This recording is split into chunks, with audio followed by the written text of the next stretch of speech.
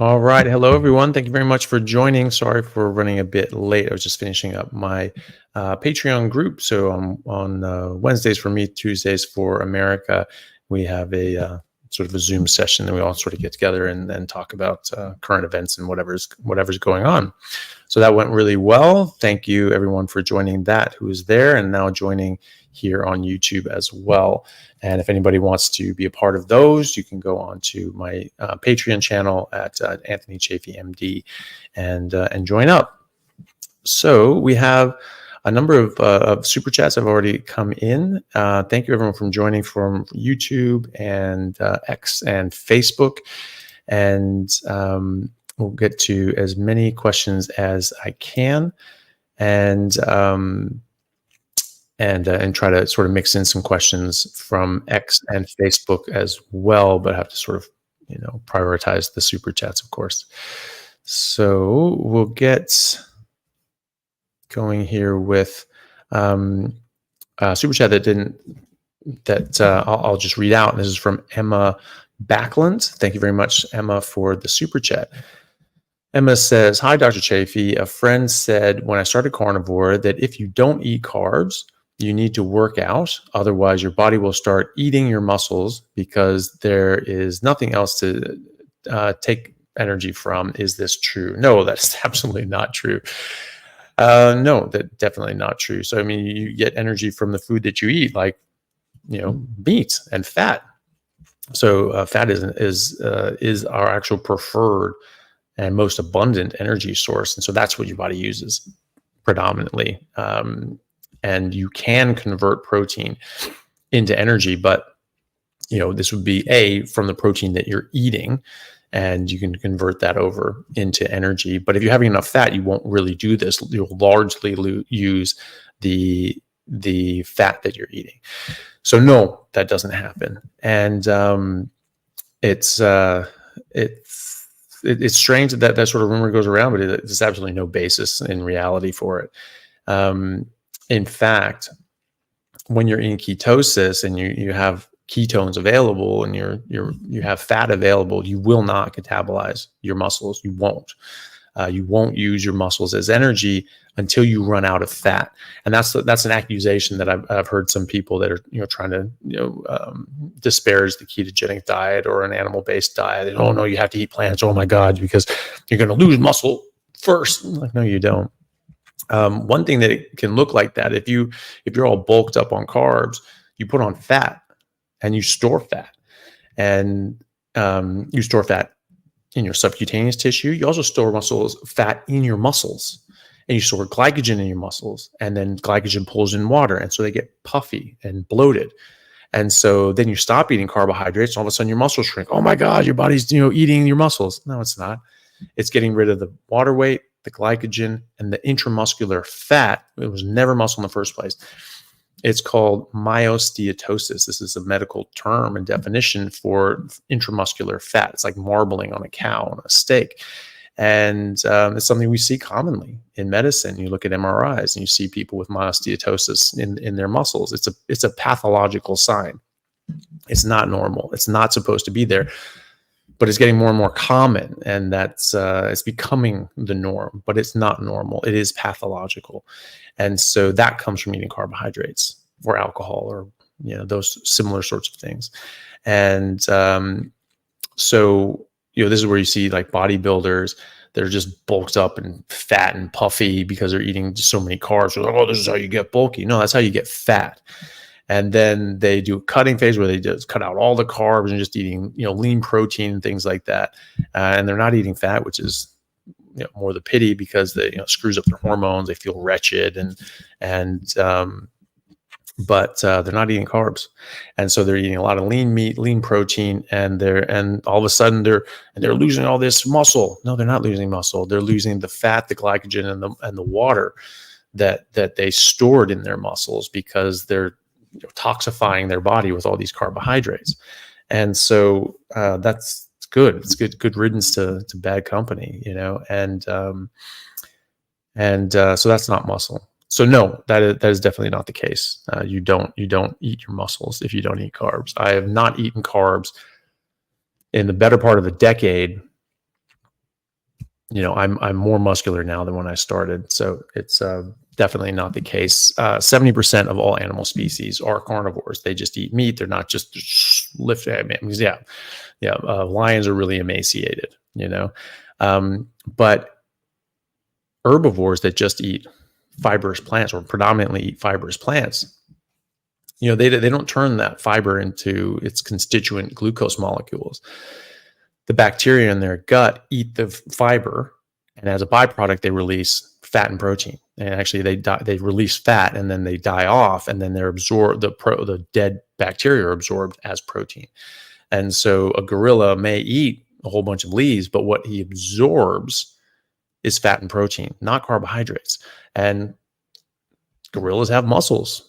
Strange but true, So no, that's completely false. And it doesn't even hold up to even the basic scrutiny.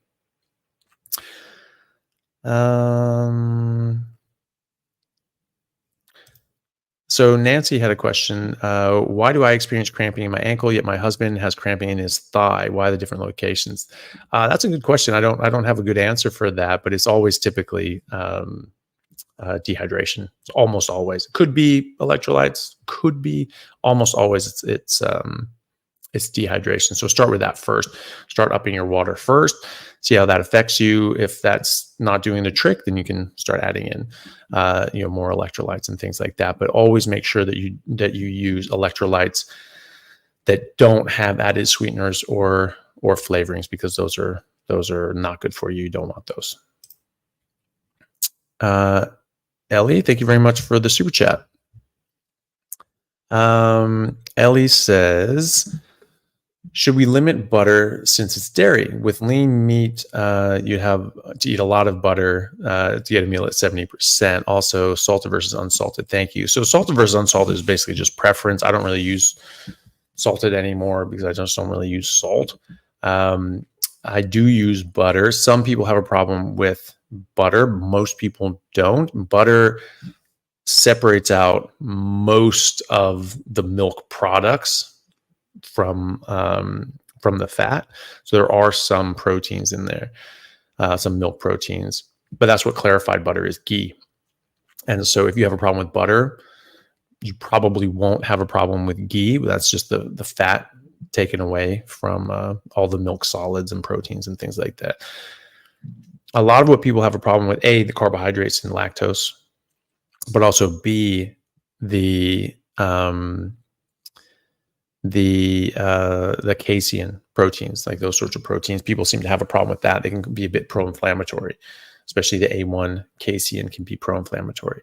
So it just depends on the individual. Most people are fine with butter, even with autoimmune issues, whereas other dairy would really trigger autoimmunity.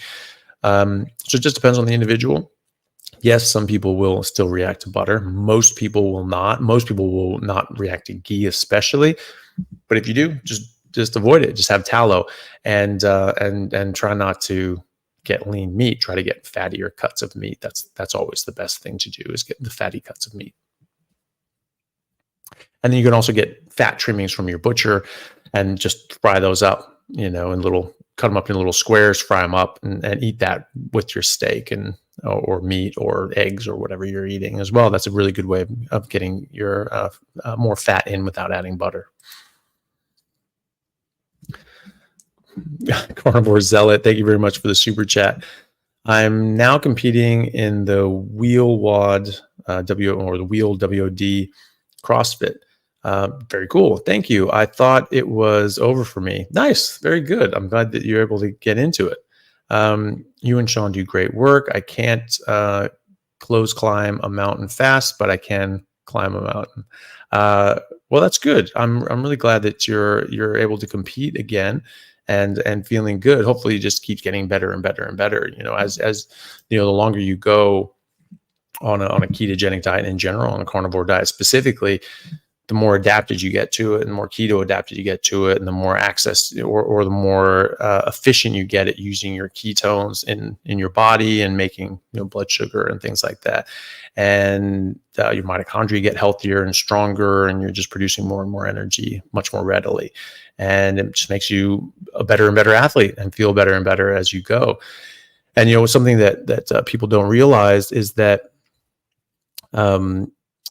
even like a very slim athlete at 65 kilos at 6% body fat, so very lean, they have 150,000 kilocalories of energy stored in their fat tissue. Just 6% body fat for a 65 kilo athlete.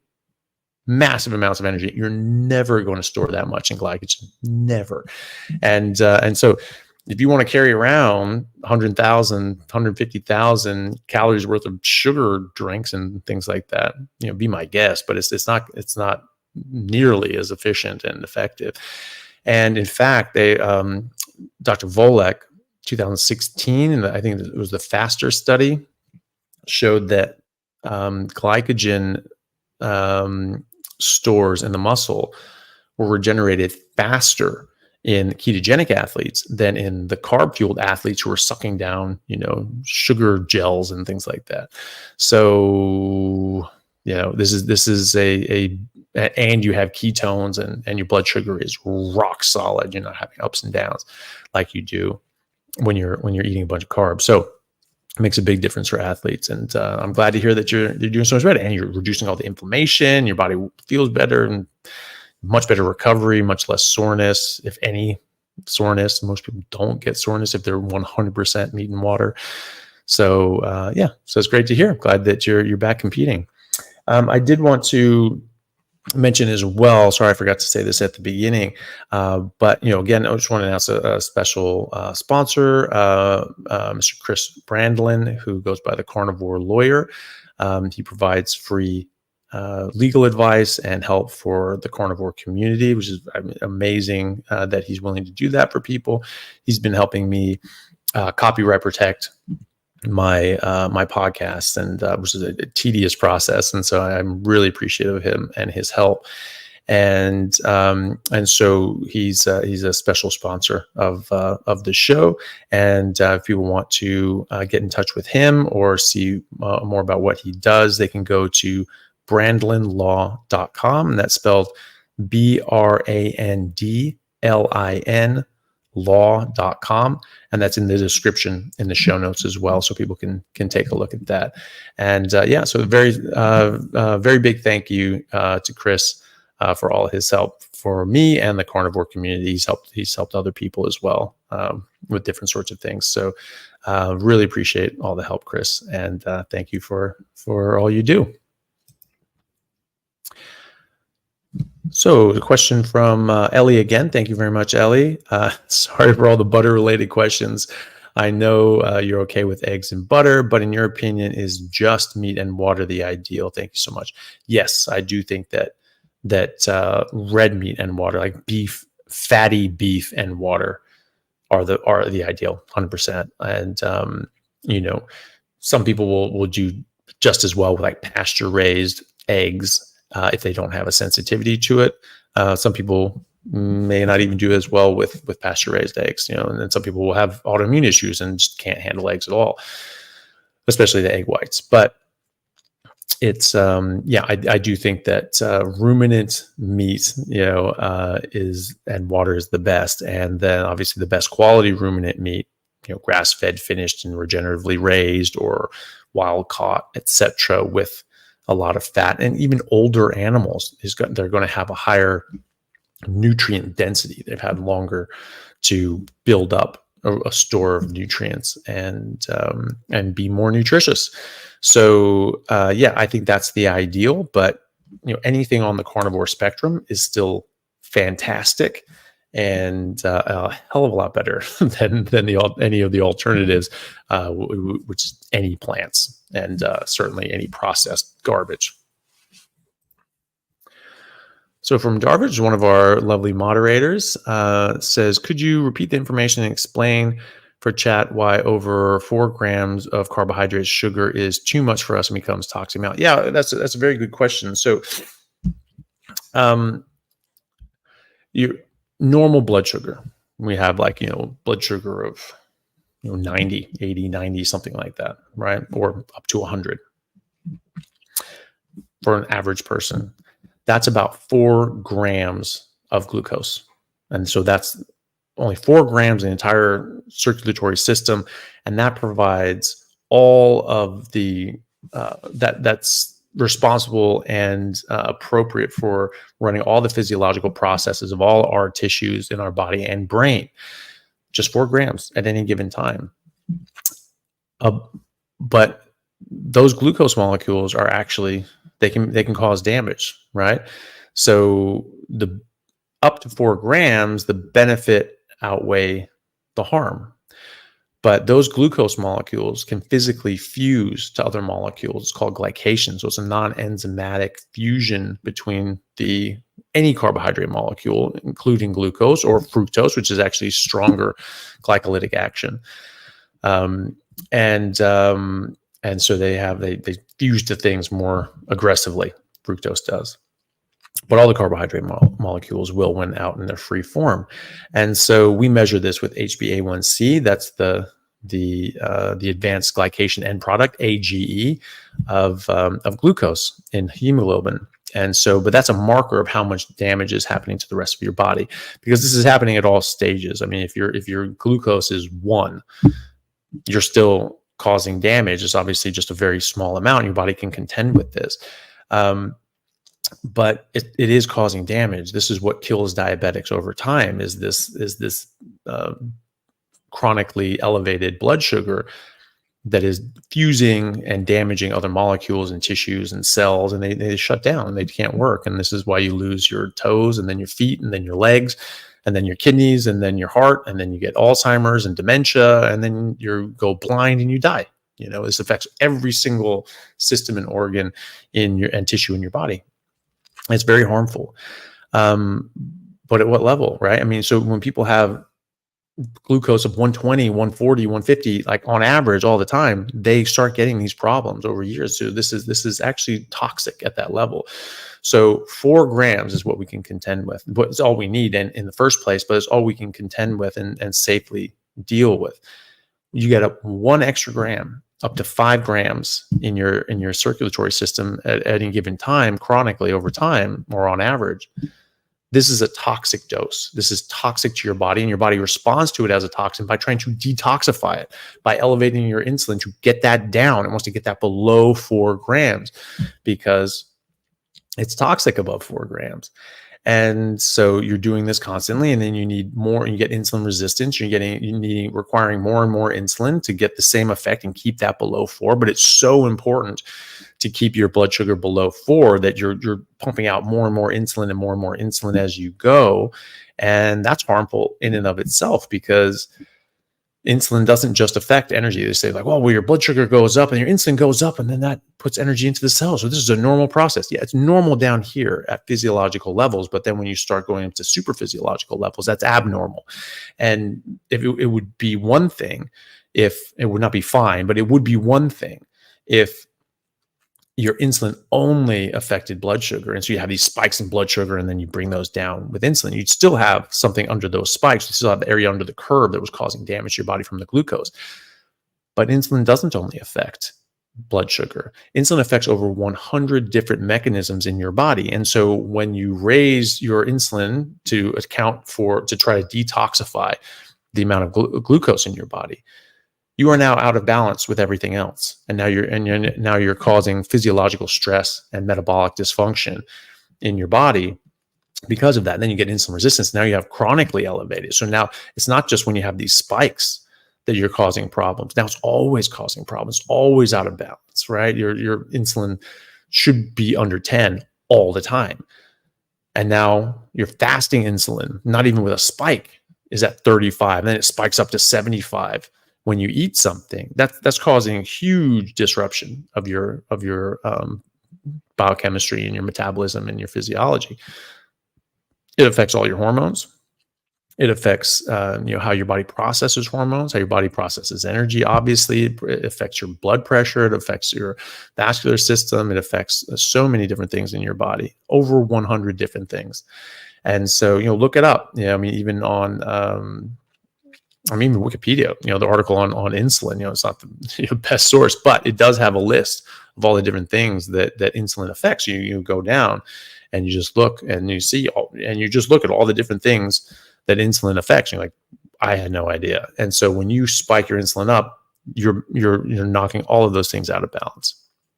So then eventually that's not even enough. You overwhelm your system. You remember, you have 4 grams that you need, and 5 grams is too much. And people are dumping in 400, 500 grams a day, and your body's trying to keep that below 4 grams. And it's just like, what the hell is going on here? So it's very difficult. And eventually your body can't contend with that anymore. And so even though your insulin is 75, fasting, your blood sugar is high too, and you're diabetic. And they're like, ooh, now it's pre-diabetic, and now you're diabetic. Oh, there was a problem, 10, 15 years before that. Your body was starting to get insulin resistance and building up and building up. It was just compensating for it. But it did not come without cost, that compensation. And then eventually you couldn't compensate anymore. Now your blood sugar is getting high. And that's when people start seeing the ramifications of diabetes, the ravages of diabetes. You get diabetic retinopathy, that blood sugar damages the retina. You have all these AGEs that destroy the retina. Now you can't see. It destroys your kidneys and microtubules, and now you can't. Filter urine properly. It starts destroying the vasculature and the nervous system in your limbs, and you start getting peripheral neuropathies, and your hands go numb, and your feet go numb and tingly and painful. And then all of a sudden, you're not getting adequate blood supply to your toes. You start getting infections and ulcers that don't heal, and because you have so much blood sugar, this is like bacteria are just teeming, and when normally they wouldn't be as successful, because you're just giving them more glucose as substrate. And now you have these infections that you can't fight off. Parts of your toes die off and get gangrenous. You have to cut your toes off, and you have to sort of cut half the foot off. Then we have to cut above the ankle, and oh my God, we're going to have to cut up to the knee now. Like, Jesus, now we're going to have to cut above the knee. And that's a much bigger disability when you don't have that hinge in the knee. It's much more difficult to walk, and even with a prosthetic. And then that keeps going up and up and up and up, and you start getting more and more damage. And then your cardiovascular system. Diabetes is one of the biggest risk factors for developing cardiovascular disease and dementia. Alzheimer's is now being called type 3 diabetes. And when we do a PET scan, so a PET CT, when you're looking for cancer, what do? You give them an injection of radio-labeled glucose, and you see where that glucose goes, right? So you see cancer, right? Potentially. But also the brain will take up a lot of that glucose, but not in Alzheimer's patients. There's a marked decrease in glucose uptake in the brain on PET CT, right? So we know that there's insulin resistance and an inability for sugar and energy to get in the brain in Alzheimer's patients, right? And then you switch them to a ketogenic diet, and that's been shown. And when your ketones go up, those can cross the blood-brain barrier freely, get into the brain, reconstitute into fatty acids, which then regrow the brain, and also provide energy for the brain without insulin. You don't need insulin for that. And so when you do that, it's these people's brains just sort of turn on, and they start working a lot better right away.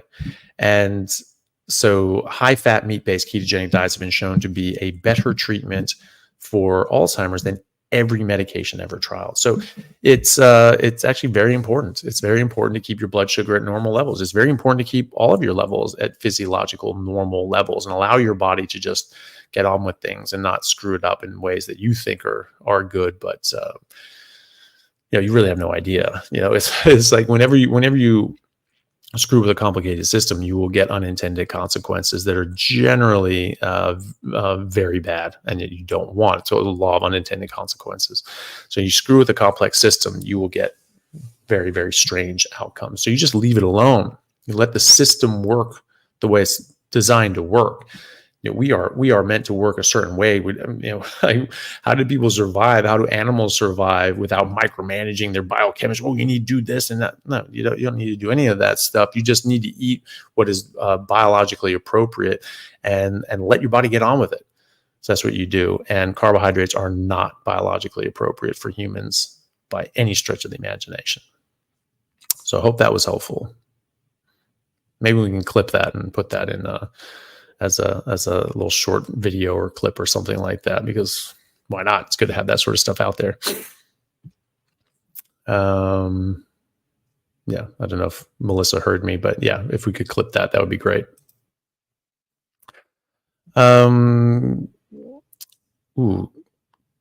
Maybe Katrin Kramer.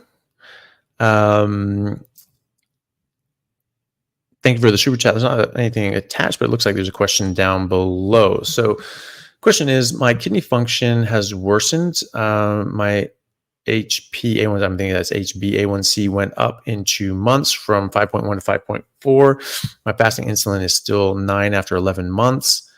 Kearney, I'm assuming that's carnivore, for period EGFR below 60, and still terrible insomnia.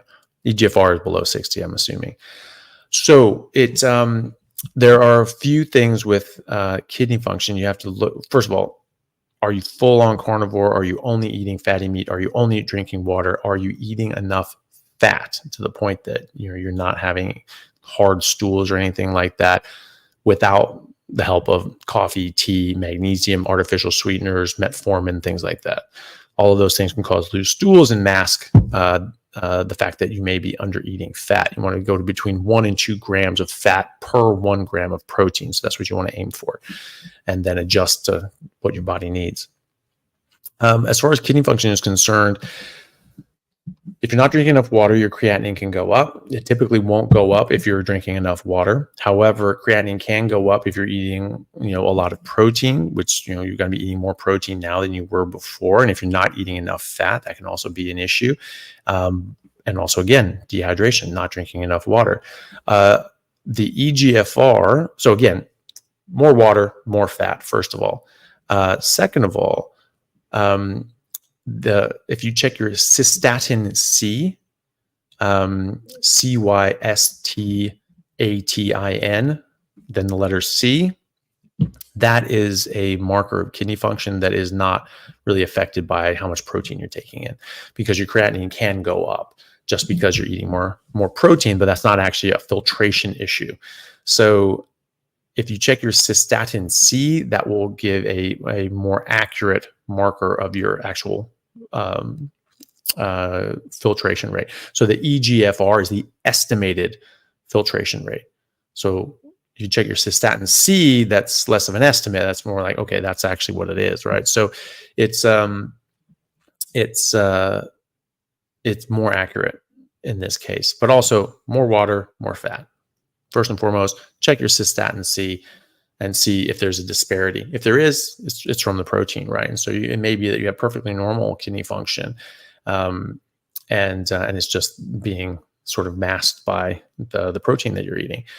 But most people on a carnivore diet, even when just checking their creatinine and their EGFR that way, will actually improve their kidney function as long as they're drinking enough water. You have to drink enough water. That's not just from carnivore, that's from everything. You just have to drink enough water. Your urea might go up. Again, that's from protein.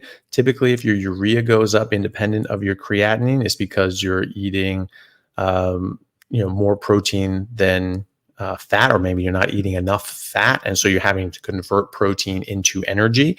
And so that's where urea comes from, because you're cleaving off a nitrogen molecule and you're turning that into urea to clear it. And so don't do that. Eat more fat. Eat more fat, drink more water. Again. As far as your HbA1c, I wouldn't worry too much about that. Again, if you're eating way too much protein and you're converting that into glucose, then then potentially that can go up. But the thing is too, is that when people switch to a carnivore diet, they're doing a lot of things differently. They cut out seed oils, they cut out plant fats and plant oils, and those all have plant sterols, which mimic our cholesterol and don't really aren't really as useful as our cholesterol, but they can be used in the cell membranes of our cells, which are cholesterol. And red blood cells, especially, they have a lot of cholesterol in the big, floppy, foldy membranes. And you put in plant sterols instead of actual, endogenous cholesterol or animal cholesterol, then it's a bit more stiff. It's a bit more stiff and rigid, and the blood cells don't live as long. And so you can have an artificially low HbA1c if you're eating plant fats and plant sterols. And then all of a sudden you get rid of those things. And now your red blood cells are not more floppy and foldy, and they live longer, right? Because when they get too stiff and rigid, they can't go around these little tight corners, and your spleen just takes them out, kills them, eats them. And so they don't last as long. So the HbA1c is really, it's a blunt tool. It's really, I don't think it's very useful. And when you're getting into the finer points of things, it's it's a good broad, sort of measure, but it assumes that your red blood cells are living 3 months, and that's the average. And they say, okay, if your red blood cells typically live about 3 months. And so this is what we typically see for a 3-month average. Okay. But if you're eating a lot of plant sterols and things like that, it's going to be shorter than that, right? If you stop eating them, it's going to live longer than that, right? And so, there are so many people reporting, and I know people that treat diabetes, and they have their patients come in on a carnivore diet, a ketogenic carnivore diet, and they have a constant, continuous glucose monitor, and they check, spot tests and the finger prick test daily, and they're saying like, yeah, this is accurate, and their average is 70, 75, but their HbA1c is indicating that their average is like 110, 120, and they're like, well, that doesn't match up. Well, what the hell's going on? It's like, well, this is happening again and again and again and again and again. And it's likely because, the red blood cells are living longer. And so now you're comparing a 4-month average to a 3-month average. And obviously that's going to look artificially high. So I wouldn't worry about that. But another thing you do, eat more fat, eat less, eat more fat, drink more water. And stress is a big thing. And so is sleep. If you're not getting proper sleep, if you're not getting 7 to 8 hours of sleep a night, you can actually give yourself pre-diabetes. It's something that Dr. Tony Hampton talks about, that if you average around 4 to 5 hours of sleep a night for just 7 days in a row, you'll give yourself pre-diabetes because of the cortisol spike. And so your cortisol goes up and your blood sugar goes up, even on a ketogenic diet. And so, yeah, your HbA1c can go up because of that. If you're really stressed all the time and you're having issues in your life that are difficult to deal with, and you're in a high stress state, that will also raise your insulin, will raise your cortisol and raise your blood sugar as a result of that as well. So don't forget about that as well. And the other side of things is that there are other things that can influence all of this stuff as well, medications and other sorts of influences. If you start drinking more water and eating more fat, and you check your cystatin C and your kidneys are still on the decline, it's not from carnivore. It's not from what you're eating. It's something else. There's something else going on, and you need to find out what the hell's going on. And so you talk to your doctor about that. You have an autoimmune issue, and then maybe you need to go lion diet, just pure red meat and water, and then sort of tamp that down. Or it could be some sort of other inflammatory process or some sort of issue or something in your environment or life that's affecting you negatively. But those sorts of things are very, very rare. And so the vast majority of people, when eating enough fat, drinking enough water, your kidney function will improve. And so that's what I would recommend you do. I don't want to worry too much about your HbA1c. It's still in a perfectly normal level anyway. And it can change and vary because of that stress, sleep, and also amount of protein that you're eating, maybe way too much. But really what it can come down to is red blood cells are living longer. So that is something that can happen as well. So I wouldn't worry too much about that, but more fat, more protein, and get rid of everything except fatty meat and water, and see how you go. Check your cystatin C, and then check your other levels in a couple months. See how you're going, and good luck. And then focus on how you feel. Are you healthy? Are you feeling well? Or do you have, good energy? Like the sleep is a problem. Hopefully that resolves. Try eating something, big meal before you want to go to bed. Oftentimes, if you eat until it stops tasting good, you'll get pretty lethargic and naturally go to sleep as well. So try that. You can also try a bit of melatonin to help sort of kickstart you. Turn off lights. These lights are poison, for your brain and your circadian rhythm. And so, get out in the morning light in the morning, and get sunlight in your eyes, and expose yourself to the sun. It's really important. We're designed to be in the sun. We grew up in the sun. We're terrestrial beings. We're not troglodytes, and so, or deep sea dwelling, amoebas, right? So you want to be out in the sun. You want to get that sunlight, light in your eyes in the morning. And then, you want to turn off the lights later in the day when the sun goes down. You don't want a whole bunch of lights glaring in your eyes. You're even getting those blue blocking glasses. And that can significantly help with sleep. Put on a sleep mask, and, that just shuts off the lights, and then you're in a deep, dark cave, and you can actually sleep properly. And take some melatonin as well. That can help sort of kickstart these sorts of things. So, most people sleep better on a carnivore diet. Some people have these issues with insomnia, but there are absolutely things you can do to optimize your sleep routine that can help. So give those a try as well. Noctum Knight, thank you for the super chat. Hey doc, can you please explain how red meat is digested and nutrients absorbed in the body versus carbs, vegetables, and junk food? Thank you. Well, it's just your body is completely geared up to break down and absorb meat. So you have the enzymes and machinery necessary to break down, liquefy, and absorb meat very easily. And so you absorb that in a couple hours. It all gets absorbed in the small intestine. So it doesn't even get down to the large intestine. You can't really absorb anything in the large intestine anyway, so that's good. And so all those nutrients come in. They're very bioavailable. I mean, that's what that word means. That means that we're able to break them down and absorb them very easily, and they're very accessible to us. Plants are not. And so they have a much lower degree of bioavailability because we are not designed to eat them.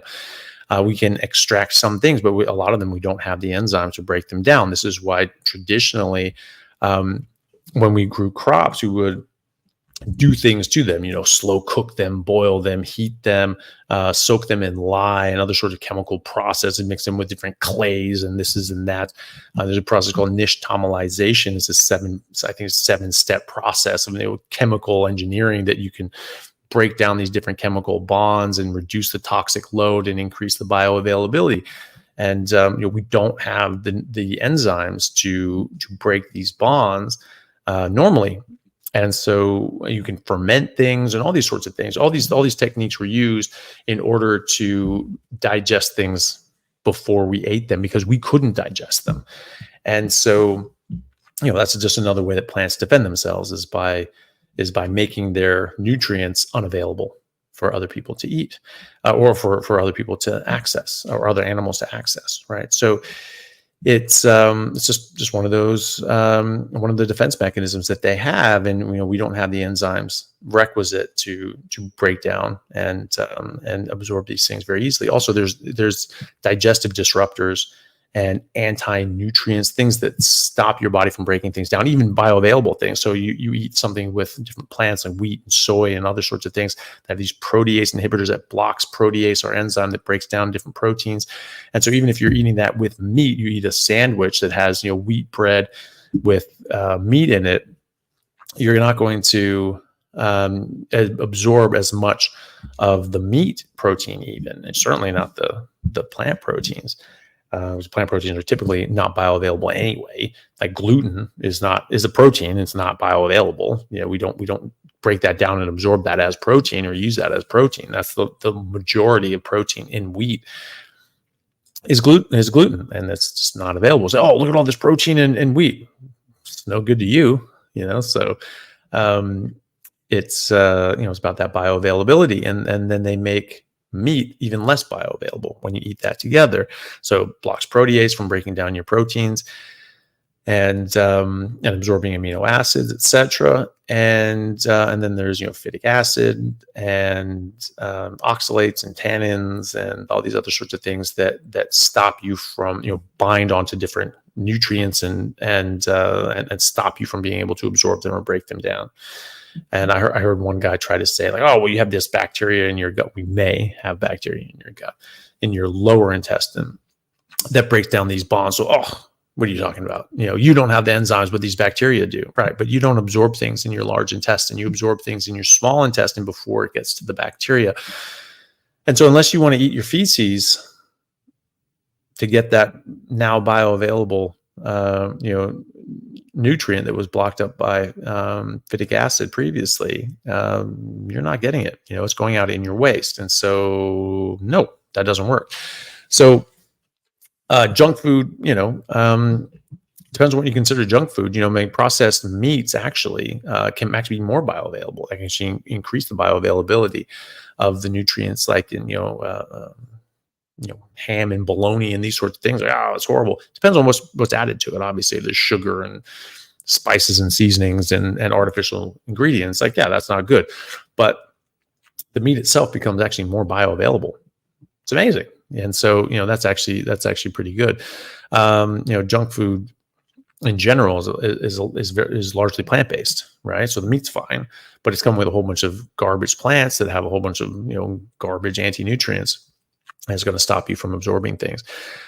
One of the actually redeeming factors about junk foods, they typically don't have fiber. Oh, you need fiber. Do you? Because fiber is actually an anti-nutrient as well, and it can block up to 30% absorption of different nutrients. Now, if you're eating it with junk food and a whole bunch of carbs and other garbage and plant toxins, sure, yeah, blocking the absorption of 30%, probably a net benefit, right? But when you're just eating good, healthy, nutritious food, you don't actually want to block out what you're absorbing. You want to absorb all of that, right? So fiber is a net negative in that in that regard. So, it's basically comes down to, what are you designed to eat?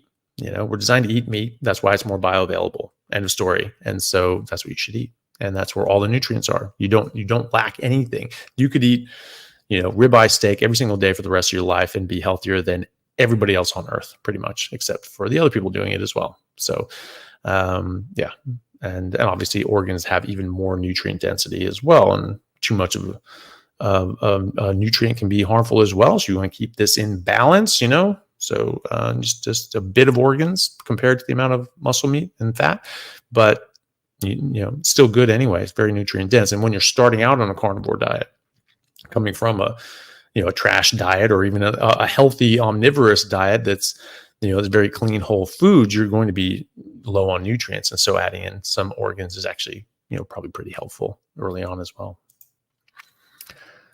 And Dr. No, thank you very much for the super chat. Opinion on biologics like Humira for Crohn's in combinations with carnivore. Taking a long time to heal from a flare on carnivore, 5 months plus prednisone. Ooh, goodness. Okay. Look, those medications can be very helpful to help tamp down your immune system, but obviously that carries serious ramifications down the line. Prednisone, also prednisolone in other countries has very serious effects in your body that are deleterious. And so being on that long term, causes huge harm. And so same with Humira, suppressing your immune system, you're going to increase the rates of cancer, infectious disease, and a lot of other nasty things. However, if you're getting out of a flare up and carnivore, and then when you're doing carnivore, you really have to be line diet. Very high fat, aim for try to get closer to the 2 grams of fat to 1 gram of protein range, and nothing else. Just beef and water, lamb and water, just the ruminant meat and water, grass fed if you can, and cut out everything else, all eggs, dairy, chicken, pork, fish, all these sorts of things. Cut out everything else except for just ruminant meat and water, and that's it. And that'll help reduce down the antibodies. Humira will also dampen down the antibodies. Prednisone will definitely dampen down the antibodies. And so, if you need to use those things in for short-term duration to sort of tamp this stuff down to get out of a flare, to allow your body to heal and then maintain that flare-free life with carnivore, then great, but carnivore on its own, should actually do the trick if you're doing strict line diet as well. But, there's a lot of people that will continue to flare up, even if they have like chicken or fish or pork chop or something like that. They go and have bacon or eggs and bacon, and all of a sudden they've got a flare up and they're like, never eating that again. So really try just the red meat and water, the ruminant meat and water.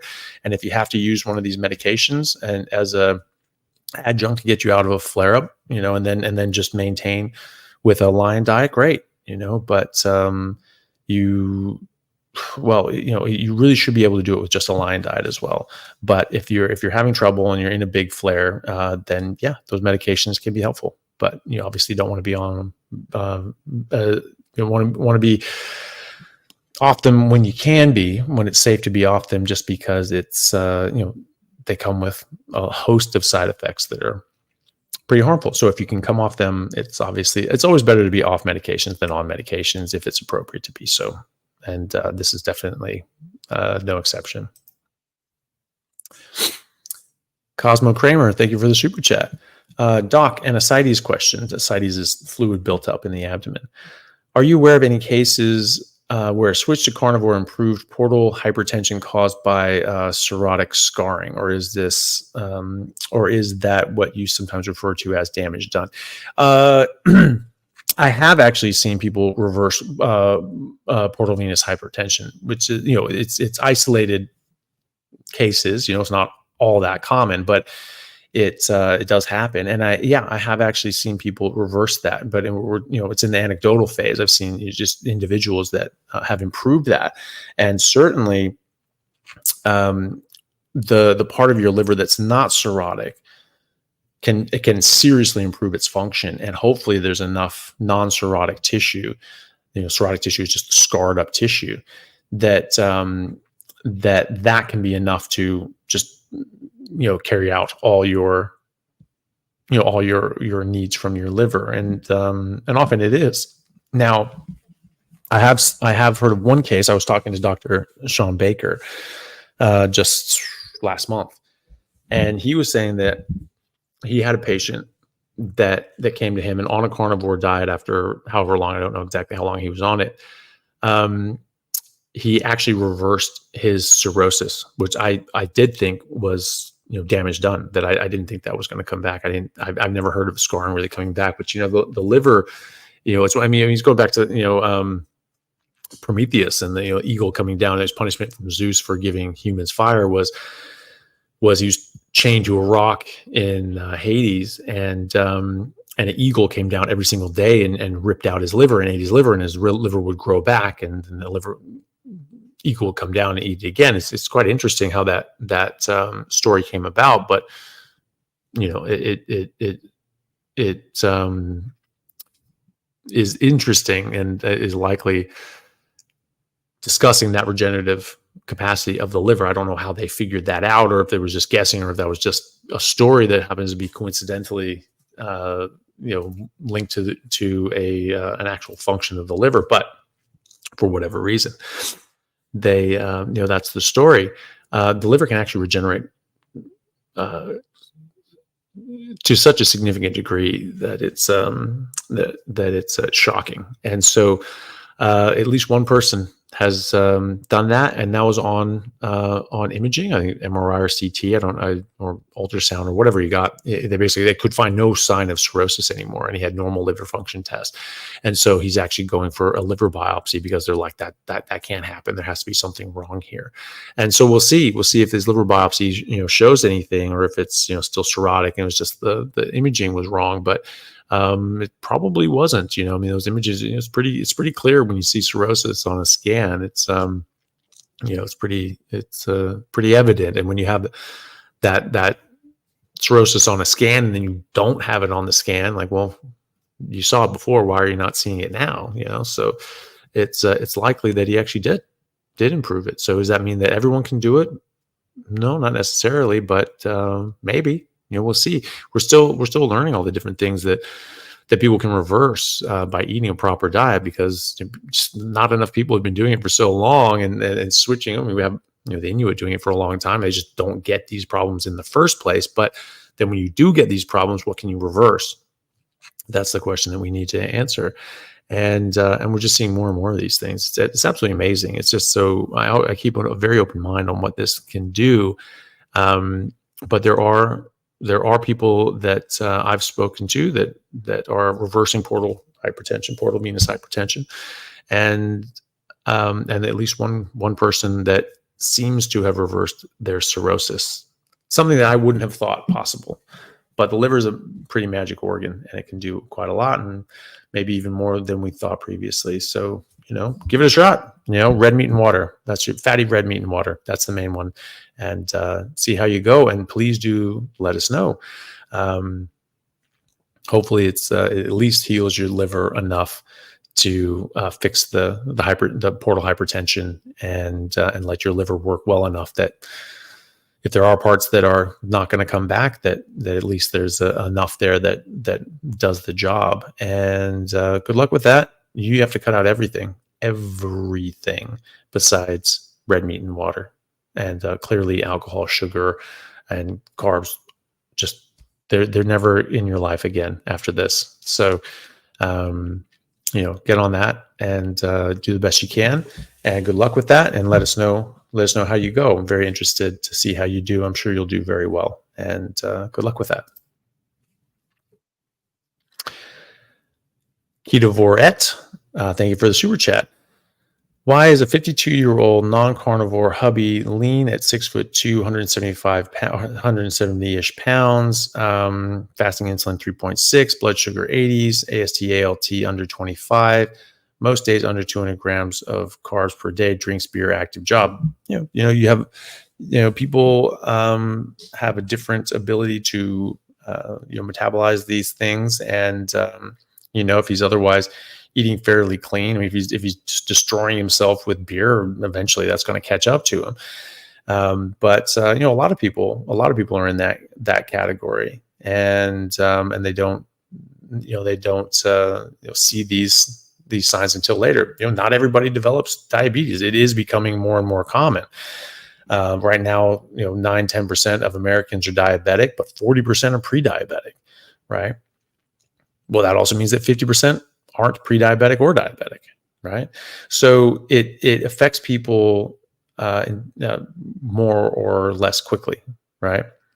And so, if he keeps doing that, it may be that he is just fine and doesn't overwhelm his system to the degree that he'll develop diabetes or fulminant liver failure or anything like that. If he depends on how much alcohol he drinks, and drinking enough alcohol, you will get diabetes, you will get liver damage. That's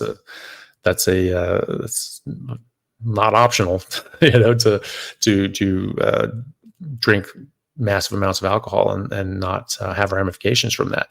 But if he's keeping it fairly low, he's active, he's exercising, and he's not doing all that much, then it's pretty normal. There are people that meet those criteria and feeling, well, hey, look, I feel fine, I'm doing all right, and they eat fairly clean diet. They're not eating a whole bunch of junk food, under 200 grams of carb. That's better than most people. I mean, there's studies that say, yeah, we studied low carb diets versus whatever, and there's this and a lot of the guys were having around 200 grams of carbs, and they're like, that's not a low carb diet. But they're there's different definitions of these things. Like, to them, that was low carb, because these other groups were like 400, 500 grams of carbs a day. And it's like, okay, that's way more. And so, it just depends on the other factors as well. But, it's a lot of people can handle this stuff. You look at before the 1980s, when we really started doing the whole processed garbage food, people ate carbs. And people got diseases, but they were way less prevalent than they are now, so the sugar, the seed oils, those sorts of things, I think play a big role in this. And so, when in the 1800s, you still got some of these diseases. They were just massively lower rates of this. People ate carbs, they ate grains, and especially the poorer people, they ate more grains because that was what they could afford. And they were the ones getting more of the diseases and more of the problems. And, even Dr. J. Salisbury recognized that, these people that were eating more plants and more, grains and vegetables and things like that, they were getting the diseases other people, simply weren't. And if you just gave them red meat and water, they would all go away. But a large portion of people, weren't getting to that point of getting serious diseases. So, there's more than one way to skin a cat. You can be very healthy off a carnivore diet, but you're not going to be as healthy as you would be. And if you're more sensitive to these sorts of things, then it's something that you need to be on top of, And so, it's good that it looks like he's, metabolically healthy. That's great. It may not last, it depends, and I know very skinny people that had high metabolic rate and they're bouncing around all these sorts of things, and they get into their 60s. And they're there's carb addict sort of things, to the point that he was just, there's a patient of mine that he was saying that he had to, he'd be in bed and he'd just be like, I have to eat. And he'd go out and he'd get some toast and he'd just cover it in honey and just eat a couple pieces of toast with honey. And that's when you could go to bed. Very skinny, is not an ounce of fat on the guy. And yet he had, pronounced diabetes. Right. And so, it just catches up with you. I mean, even if you look healthy and fit, he wasn't. Your husband obviously is, still metabolically healthy, but, he's not eating all that many carbs. More carbs than I eat, more carbs than I think are useful and helpful and warranted. But, if he's still eating a lot less than other people. And if he's not eating a whole bunch of junk food and all that sort of stuff, drinks beer, how much though, and eventually that will catch up, So, if you're doing this at a low degree, maybe this is something your body can compensate for a long time. And maybe, he never gets diabetes, and that would be great. If he drinks enough and he eats enough carbs and he eats junk food, then it's going to happen. But, you can still be okay eating an omnivorous diet, even having alcohol every now and then. And still not get, fulminant diseases. If you're lucky, not everybody can. But if you continue doing that and you do that more and more, it will build up over time and you'll have problems. And so hopefully he never does, but, he's still not going to do as well, blood numbers aside. He's just not going to be as healthy physically and feel as good as he can be if he eats that way. And if he tries a carnivore diet, he will almost certainly feel a lot better and be a lot healthier long term. But you can there's still healthy people out there that eat an omnivorous diet or even eat some junk food every now and then. It depends. It's a dose dependent sort of exposure relationship, and it also depends on the individual and how much defenses they have. You have like native populations, native Inuit populations, they really can't handle this stuff much at all. They'll get these diseases and issues and autoimmune issues and diabetes much faster than Caucasian races. So it's diabetes rates in Native Americans and Native Canadians are way higher than the rest of the population. Same with the Aboriginal Australians, way higher rates, because they've only been exposed to this sort of stuff in the last 100, 200 years, to any significant degree anyway. And so, it depends on the individual, it depends on how much they're doing, but eventually it can overwhelm your system. So hopefully he doesn't get to that point. Hopefully what he's doing now is enough that his body can maintain, but it's not going to come without a cost. I think it will shorten his life and affect his health. And, maybe not massively, but, a couple decades. Yeah. Instead of living to 120, 130, you might only make it to 90, 100, which would be great compared to now. But right now we're all sick and fat and unwell. So it's not really good to compare yourself. It's a pretty low bar, to set for yourself. So just being better than a massively sick population, not really a great standard to set for yourself. So, just do what's right, do the best that he can do for himself would be, eating optimally. But, either way, you can still be healthy in a respect, eating other ways. It's just, how are you the healthiest you can possibly be? That's the question. And that's what, That's what I didn't have diseases. I would have had probably very similar numbers to that. And yet, that's not what I'm about. I'm about optimal. I'm about what is the best thing for me. How can I be the healthiest I can ever be? And so that's what I worry about. And if other people aren't worried about that, they don't have to be worried about that. That's just something that I'm worried about, and something that I worry about for my patients as well. So that's just me. All righty. I seem to have gone crazy on time, and we have a lot of questions built up.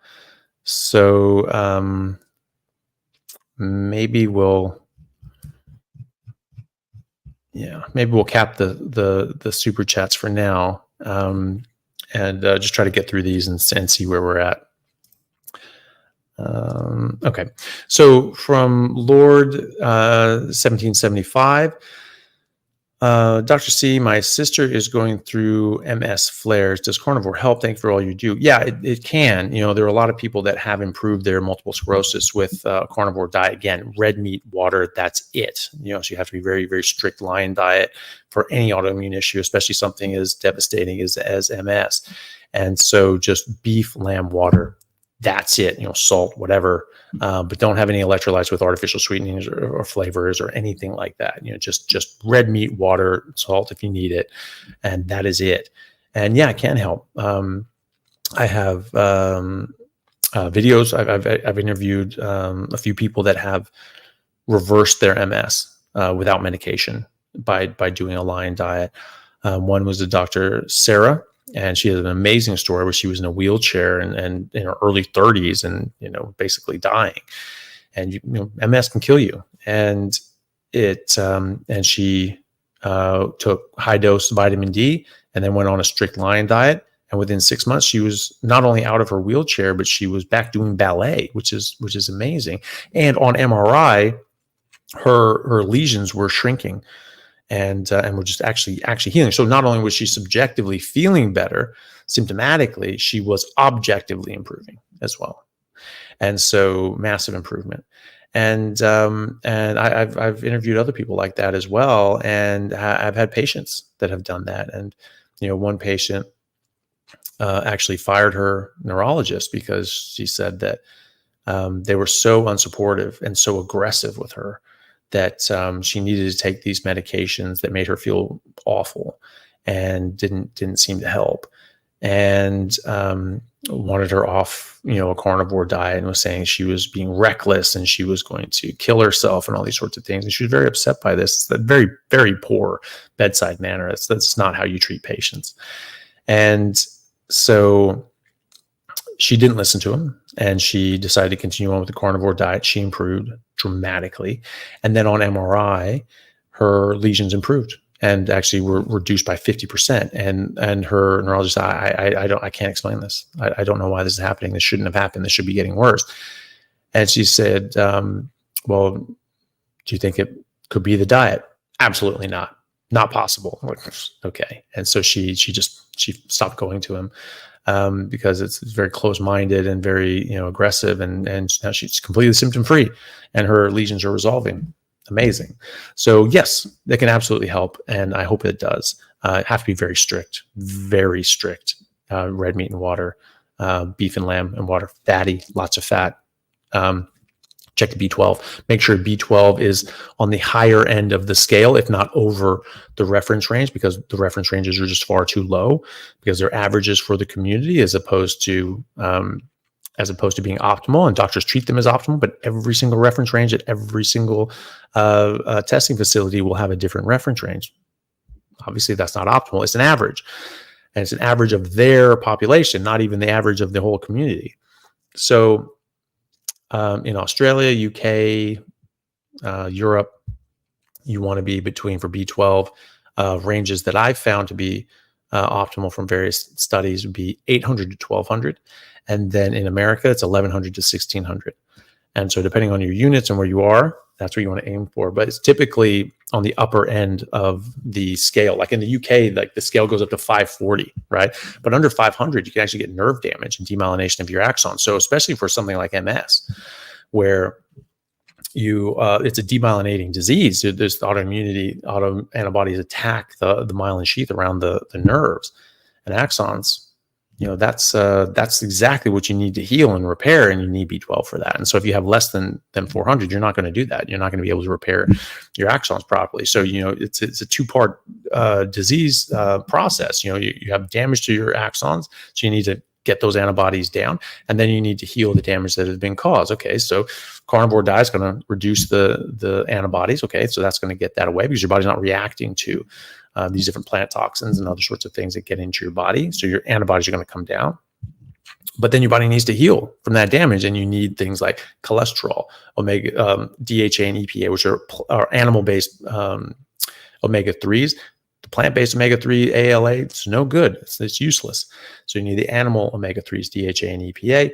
So your cholesterol, those omega-3s, you need B12, folate, those sorts of things. And you get that from meat, yes, but you might be low. And so you want to add in some liver, things like that. If you're really low, like under 400, you get like a shot, an injection, or some sublingual. Some people have autoimmune issues that don't allow them to absorb B12 anymore. So you got to check that, and you got to make sure that you're able to maintain blood sugar, B12 levels at optimal levels. And if vitamin D is low as well, that's important, for the nervous system as well. So, you can watch that interview with Dr. Sarah and see the protocol she went on, but she went on, high level vitamin D supplementation. I don't recall exactly at the moment what she had, like how much she was taking a day, but she did that in the carnivore, and just make sure your B12's up as well, and have some liver for the B12 and folate, and that helps as well. So good luck to your sister. I hope she does really well.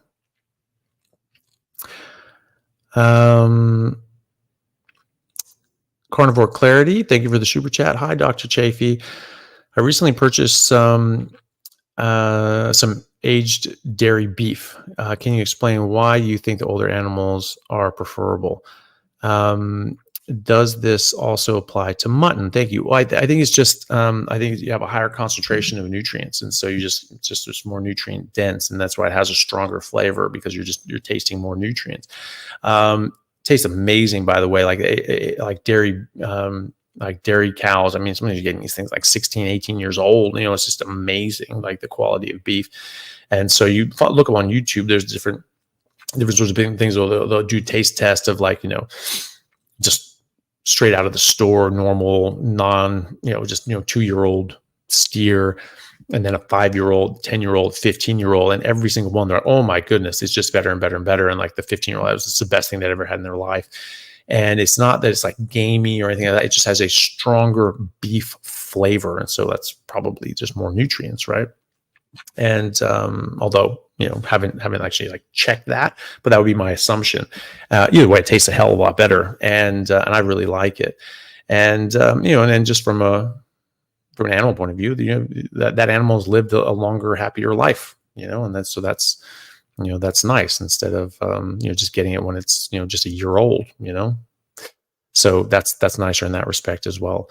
But that would apply to mutton as well. I think that older animals in general are typically going to be healthier. I mean, you have like veal. I mean, it almost doesn't have any flavor at all. It doesn't have any beef flavor at all. It's very, very light flavor, probably because it hasn't had enough time to deposit a bunch of nutrients and things like that. So that would be my guess on that. But it just tastes better anyway. It's typically cheaper, and so why the hell not?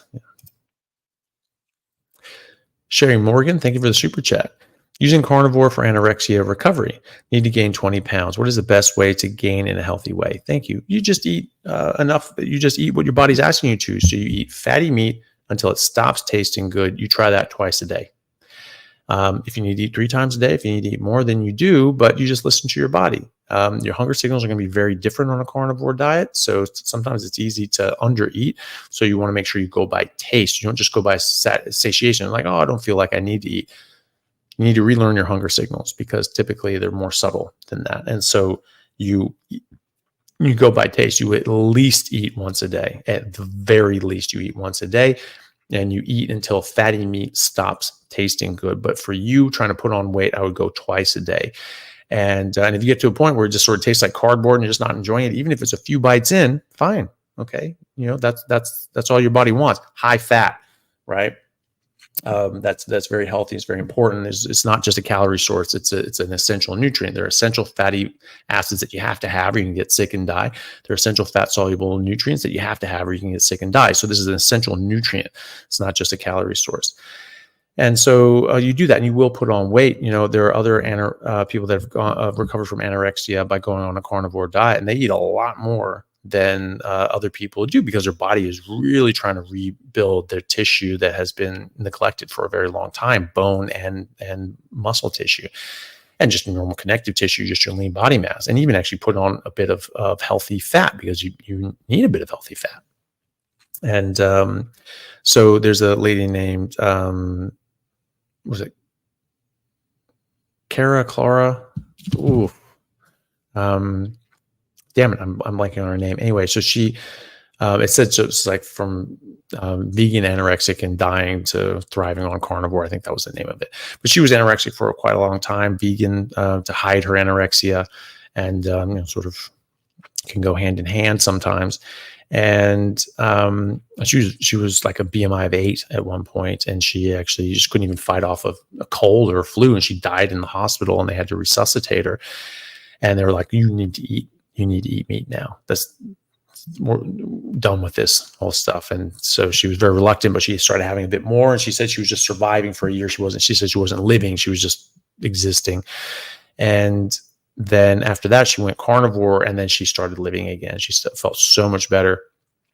But for the first year, she was eating what she was eating. But then the first year of carnivore, which is the second year after she started eating meat again, she was eating 8,000 calories a day. Right. And she's tiny, but that's what her body needed.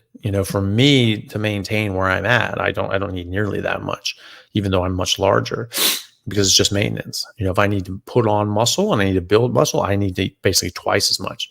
I'll eat, I typically eat, maybe, a couple pounds, of meat a day, like very fatty meat, like 2 pounds a day. If I'm working out, lifting weights, easily 4 to 5 pounds is what my body wants. And that's how I put on muscle, so the same thing with you, your body's going to want more. And so you at least twice a day, make sure that you're getting, enough food, and you eat until it stops tasting good. You have a bite of meat and it just tastes like cardboard. And you're like, I think I'm done with that. So, yeah, good luck with that. I think you'll do great. Just make sure you're eating enough, and you'll be fine. Just listen to your body. Ryan Downs with an update says 2 weeks with no carbs, feel amazing. Psoriatic arthritis, almost undetectable, literally saved me. Well, that's amazing. And only 2 weeks was fantastic. Sometimes it takes a bit longer, but that's great to see. I'm really glad to hear that. And it's really just no carbs, probably just eating some other things as well. That's how big of a difference just ketogenic diets can make. So really happy to hear that you're doing so well. And I'm sure you'll just keep getting better and better as you go. And that was actually a super chat connected there as well. So thank you for that, Ryan. Marco Acosta, thank you for the super chat.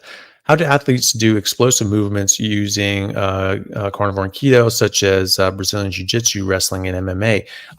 Same way as everybody else. Your muscles actually preferentially burn fat, and so you have fat oxidation and burning, and you actually see studies from in humans, randomized controlled crossover trials in athletes, and moderate athletes and elite athletes with Professor Tim Noakes in South Africa, Dr. Volek as well. They've actually shown that you get far more usage of ketones and fat and energy at higher levels of VO2 max than ever thought before. And so they used to say that after above 85% VO2 max, you could only run on carb. Total nonsense.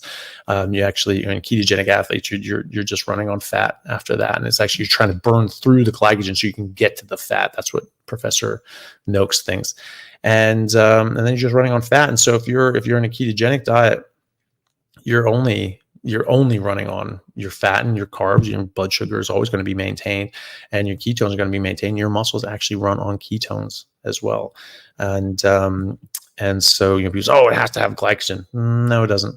You actually do just fine, actually probably better on ketones, and your glycogen gets replenished faster on a ketogenic diet than on a carb diet, even sucking down sugar drinks and things like that. So you'll have, and they've shown this in high performance, like doing a series of 800-meter, sprints, which is a hard run, people running hard with keto and carbs. Okay, we're just going to run out of all the glycogen, just get all out, and so they just kept going, and the keto adapted athletes, they did much better, and they can tap into, again, 150,000, 200,000 calories in their body, even at low body fat percentage, right? 6% body fat percentage for a 65 kilo person is 150,000 kilocalories, right? It's a massive amount. Like you're not going to run out of that in any training session or any match or anything like that. In 5 days of matches, 3 weeks of matches. No, it's not gonna, you can fast the whole time.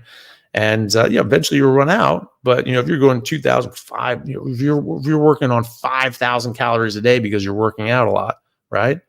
And you've got 150,000 calories and kilocalories in your fat stores, you got 30 days with no food. Done. 6% body fat before you even start breaking down your muscle to burn for energy. So you have a ton of explosive, and that has been tested and studied in human athletes by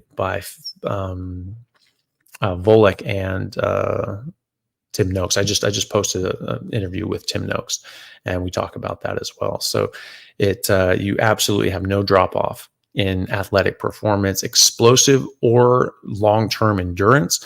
Volek did studies with high performance, fast breakthrough peak performance sort of levels, and also in ultra marathoners. They're doing like 100 miles and things like that, and they're finding that you don't have any loss. In fact, you found improvements on the zero carb group or the ketogenic group. And you have this access to energy all the time. You never run out, right? So those studies have been done. And so, you make all the carbs you need, you make all the glycogen you need, and now you have ketones as well, which is what your body actually wants to run on. And so, yeah, you do great. There actually are a number of MMA people that do this now. There's the, in the Gracie family, Holland Gracie, who I've had on my podcast. He's been doing this, and he's, he's the head trainer at Gracie Jiu-Jitsu in San Francisco. And he said it's just an absolute game changer. It just has unlimited energy, feels great, instant recovery, and just feels fantastic. One of the top wrestlers in the world was on my podcast as well. And, he was, he wrestled for Cornell. He was an All-American. He represented America in the Worlds. And he switched to carnivore, and he said he's never felt better in his life, and so, you can check those things out as well. And trying to think of what else. Yeah. Well, then there's a couple other MMA fighters that are doing that. I've actually spoken to a few other MMA fighters that are considering doing, or actually starting it now, and can't really say who they are, but there are other ones that are open about it, about what they're doing. One's actually sponsored by the Carnivore bar, and so obviously he's talking about it as well. If I can think of his name, let me just look it up real quick. Actually, I think I have it here. Where is it?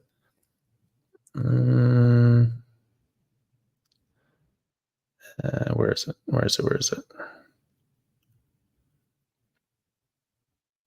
Oh, there it is. Wilton Ziegler. So he's a MMA fighter, and he does carnivore, right? And so this is something that was very common. And back in the ancient Greek Olympics, they commonly would just eat a lot more meat when they were getting ready for the Olympic Games and things like that. It was just well known. This is what you do. you eat a hell of a lot of meat. So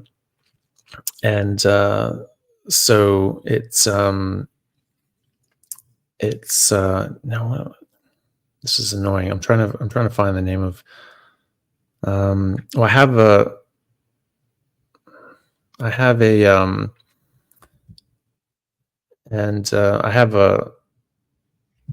an interview with again that the All-American wrestler John Chavez as well, and he tells his story, and I'm trying to see the name of it. It's just it's just Team USA wrestler John Chavez dramatically improves his health and performance by going carnivore. Terrible name. I'll have to probably fix that so it actually works better in the algorithm. But it's a great interview, and he's a great young man and a fantastic athlete. But he's the Olympic caliber sort of athlete, and so he's represented the U.S. in the Worlds and it's All-American, all that sort of stuff. And so that's hard to do. That is hard to do when you're at that level. You are one of the best in the world, and he says he's never felt better on carnivore. So yeah, I would more and more professional athletes are doing this. I did a whole presentation on this at a conference in Switzerland actually, and there's tons of ketogenic but also carnivore athletes, and more. I'm having more and more discussions with professional athletes that are doing this and giving it a try and having amazing results. And so, it's absolutely great to see more and more people catching on to this as well. I mean, even says like, oh, well, you never see anyone in the Tour de France doing this. Bullshit. Like that's actually not true. One of the best cyclists in the world is won several Tour de France titles. Let me look him up here. Chris Froome. He's a 4-time Tour de France winner. He's keto, right? Some of the top Ironman athletes ever, like absolute legends, like Dave Scott. He's an actual legend in Ironman. He was like plant-based for a long time, and now he's keto. And he's just said, he's like, I would never recommend. And he was able to compete at 40 in an Ironman after coming out of retirement. And by going keto, and he said all his inflammation was gone. He just felt so much better, had so much more energy, and he came in second. Not in an age grade sort of thing, but overall he came in second. And he said I would never recommend anybody do an Ironman on carbs. It's just so much harder, so much worse. And Pete Jacobs is a world champion Ironman, and he's carnivore, right? So you'll get plenty of energy and explosive energy, and sustained explosive energy, which is what I experienced as a rugby player, and what a lot of other rugby players are experiencing now. You're sort of an endurance sprinter. You have to just sprint. It's all high intensity, and you don't stop for an hour and a half. And so you have to just be as hard as you can and smash somebody. Get up hard as you can, smash somebody, and you just have to keep doing that. This is what you do, and you just keep doing that for just an hour and a half, and I've never been better at that than when I was on a ketogenic carnivore diet. Never. So yeah, check it out. You'll see the same thing. It can take a few months to get fully keto adapted as an athlete, so keep that in mind. But as the weeks go by, you'll just feel better and better and better. A lot of people feel much better and have much better energy after a couple weeks. But you're not going to get the full keto adaptation for a few months, actually. So just keep that in mind, and don't get discouraged if you don't see the big improvements right away, like other people do. I felt 2 weeks, I was flying, but I kept getting better after that. But I was already performing a lot better than I was after about 2-3 weeks. So yeah, give it a shot. See how you go. Esgolin90, thank you for the super chat. What are your thoughts on Paul Saladino saying his heart palpitations went away after adding back in carbs? I don't doubt it. I don't have any reason to doubt it. I don't think it was because of lack of carbohydrates, though, because I guarantee you if he checked his blood sugar, it would have been perfect. He thinks it's because you want your insulin up a bit, and that will draw in more electrolytes and keep your electrolytes in. Okay, so one thing that Dr. Eric Westman pointed out is that add more electrolytes. You don't need the carbohydrates to do that. You just need the electrolytes. And so Professor Steve Phinney, who's been studying ketogenic diets and metabolism for 30 plus years or so, he's shown that it's like, hey, especially for people that are athletes and working out a lot, you need like 5 to 7 grams of salt a day, and you need some potassium and magnesium on top of that. So if you're not getting that from the meat that you're eating, we're not eating wild game and drinking brackish water that has these minerals in it and all that sort of stuff, then you might have to add this stuff in. And so I don't think everyone will. And I think there's a difference between keto and carnivore, but as far as electrolytes are concerned, and like I don't use any salt anymore, and I haven't for well over a year. Still feel great. Still have tons of energy. Don't have any cramps. Don't have any heart palpitations, anything like that. So my body is able to regulate my electrolytes. But that's what he attributed to. He didn't have enough insulin, and so he was losing electrolytes. Okay, fair enough. You can just take electrolytes. You don't have to do the carbs in order to do that. It means you get problems with the carbs. So if you're going to add something back in, why not add the electrolytes as opposed to adding in the carbs that are going to come with another other host of issues? We start off with low insulin, right? So we're born with low insulin levels. We're born in a state of ketosis. When we're breastfeeding, kids are in a state of ketosis. It's much easier for them to be in ketosis because they have to be in ketosis because that's how your brain grows and develops. And we need that. So when you're young, you have very low insulin and you don't get these big insulin spikes. Then you start giving people carbs and then you start getting insulin spikes. And when insulin goes up, yes, insulin affects how much your body stores or releases electrolytes. That's true. And so if you're having all these electrolytes, then your body's going to have to like compensate for higher and higher insulin because your insulin levels are going up. And so people's insulin, they get insulin resistance and they're higher and higher and higher and higher and higher. Instead of like an insulin like we saw here, like 3.8 or 3.6, I have patients that have a fasting insulin of 72. Okay, so why aren't they turning into a block of salt, right? By just not expressing any of their salt in their kidneys, right? Because the insulin will affect that, right? Obviously, their body is compensated and is releasing more, is working harder against that insulin gradient to release the correct amount of salt, right? And have a balance in their blood electrolytes, right? Or else you die, right? So if your body can rebalance in one direction, it can rebalance in the other direction. And so if your insulin's coming down, yeah, at first, maybe you need more salt. Maybe for a while you need more salt. And maybe you've just broken the toy and you're just going to need more salt altogether. And there may be people like that. There are people like that, Dave Feldman, who I've become friendly with at these different conferences. He has to take a lot of salt. Yeah, and he has to be religious about it. He takes salt tablets and salts his food and things like that because he has to, because he doesn't feel very well without all the salt. And that plays right into the research done by Professor Phinney. So some people are going to need to do that, and I think that Paul was in that category. But he could have gotten the same result by just adding in salt, I think. And one thing that I pointed out before is that he eats a lot of organs, which is great. But if you eat too much, you can get too much of a good thing, especially things like vitamin A. And vitamin A is known when it's a little bit too high, not so high that you die, but just a little bit too high. Hypervitaminosis A is known to suppress thyroid stimulating hormone, TSH. And he was saying that he was having problems with his thyroid. Okay, well, that might be an explanation for it. He mentioned in a video that it's like, well, some people say that I maybe was eating too many organs, but I'm eating the same amount of organs now as I was before I added carbs. Right. But the whole point is that when you eat carbohydrates, your demand for nutrients and vitamins actually increases. That's not something that everybody knows, but that's something that is true. And so you look at Ben Bickman, Professor Ben Bickman, he's a biochemistry professor at BYU. This is what he studies. He studies metabolism and insulin for 15, 20 years now.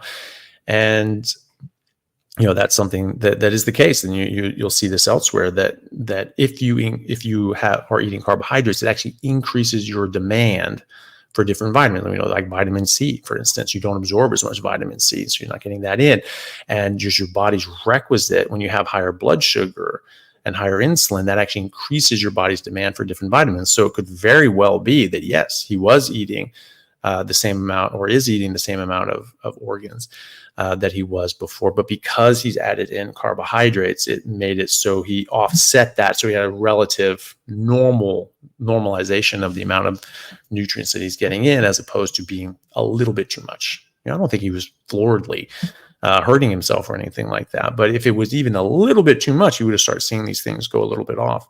And we have studies in ketogenic people going up to 24 months, which is longer than Dr.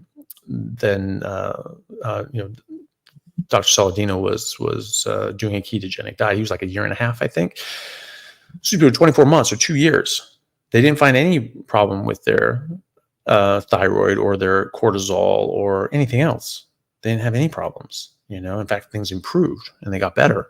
And so, I have been doing ketogenic diets for 7 years now, ketogenic carnivore diet, nothing else, milk once every year or two, that's it. And, and I don't have any of these problems, so I think there's something else going on there, right? So maybe he's just one of these people that needed more electrolytes. Sounds like he was. Maybe the amount of organs he was consuming was just maybe a bit too much, and then the carbohydrates sort of brought down, raised the threshold for how much, vitamins and minerals he needed. But those are sort of my thoughts. But either way, I think there was something that he could have done to alleviate those issues without going to carbs. But whatever works for him. It's you've got to remember too that he still advocates strongly for a high-fat meat-based diet and to avoid plants, because plants are toxic and they have these plant defenses, and those are all good things to talk about. And so he wants to have a bit of fruit, and he says specifically in those videos, hey, if you're doing well on a carnivore diet and a ketogenic diet, this is not for you. Just keep doing what you're doing. And I agree with that. And if you're having problems, okay, look for something that can help. But maybe try these other things first, because I think that there's I don't think for a second you need carbohydrates, because you don't, and so I think there's other things that you can address that will fix the issue. So yeah, those are my thoughts. Tamsin K, thank you very much for the super chat.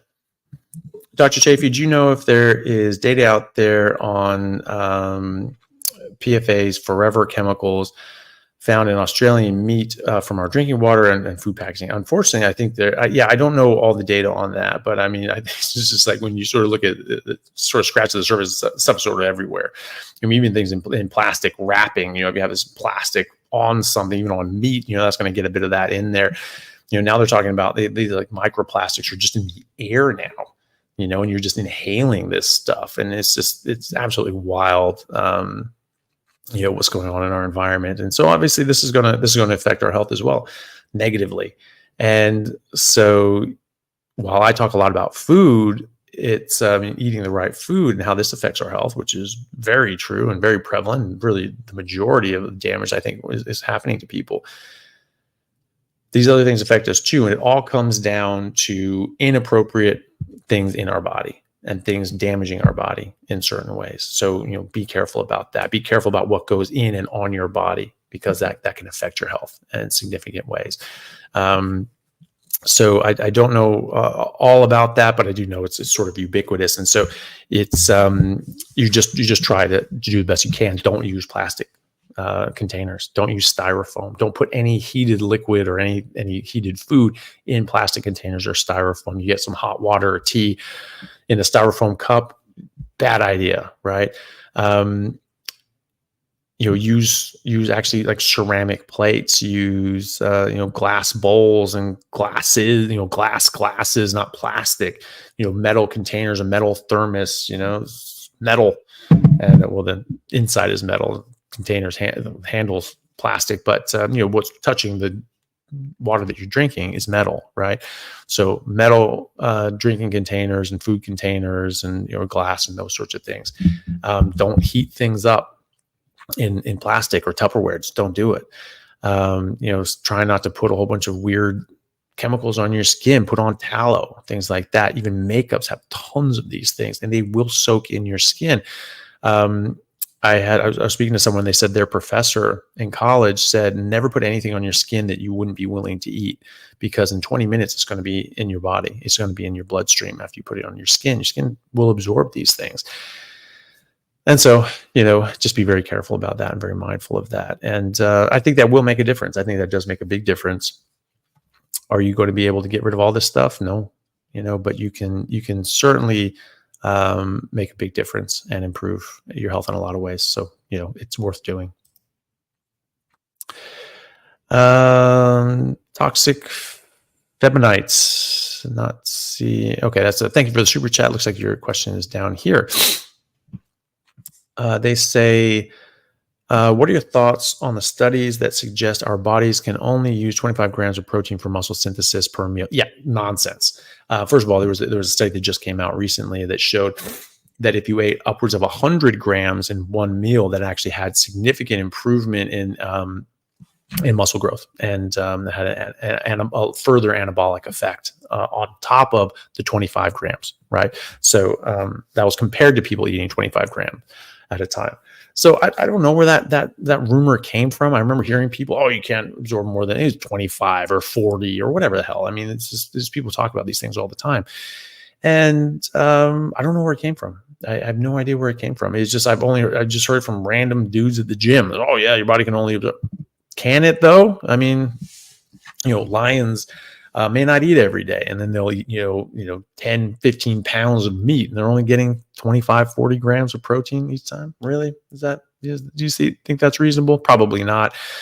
And humans as well. I mean, look at the Mongols, right? Genghis Khan, they could go for 5 days without eating, ravaging the countryside. They eat 10 pounds of horse meat in a go, and then, do it all over again. They're only getting 25 to 40 grams of protein per week. Because no, not a chance in hell. So I never bought that. I never thought that was reasonable. I thought that was really dumb. And your body has a huge capacity to absorb protein. I have no idea where that came from. But it's certainly not the case for animal proteins anyway, which are very bioavailable.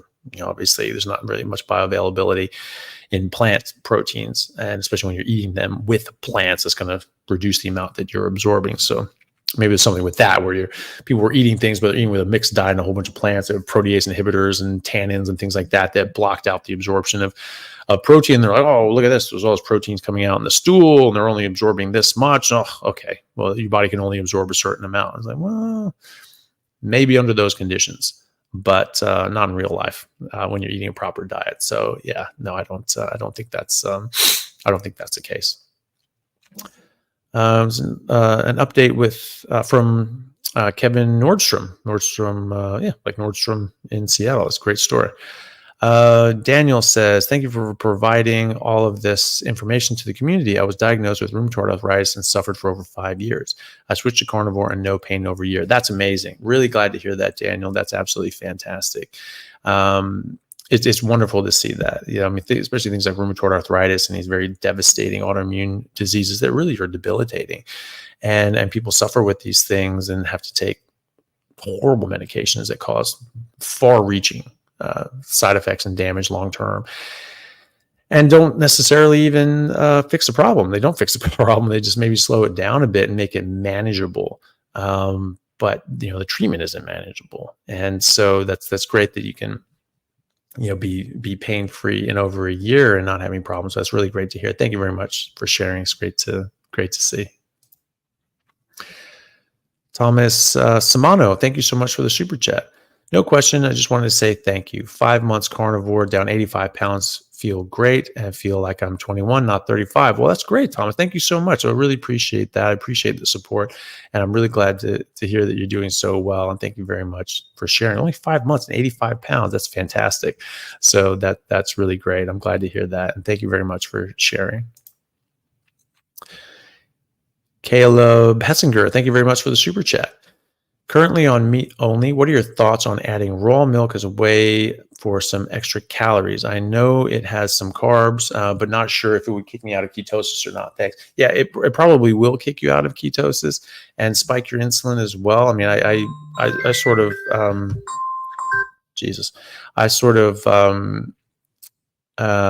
played with that and drank sort of like sort of gallon of milk a day for a few days, and I checked my fasting insulin the next day after fasting for 12 hours, and it had gone up significantly. So the stuff does, obviously depending on how much you drink, but it does have enough carbohydrates that it will spike your insulin, and it can kick you out of ketosis. I actually didn't feel good on the raw milk because it tasted amazing, and at first you're like, oh, that's amazing, but an hour later I was passing out on the couch, because you have your blood sugar go up, your insulin goes up, and then your blood sugar goes down, and you suppress your ketones, and you're having hypoglycemia, and you go like, oh God, I'm tired.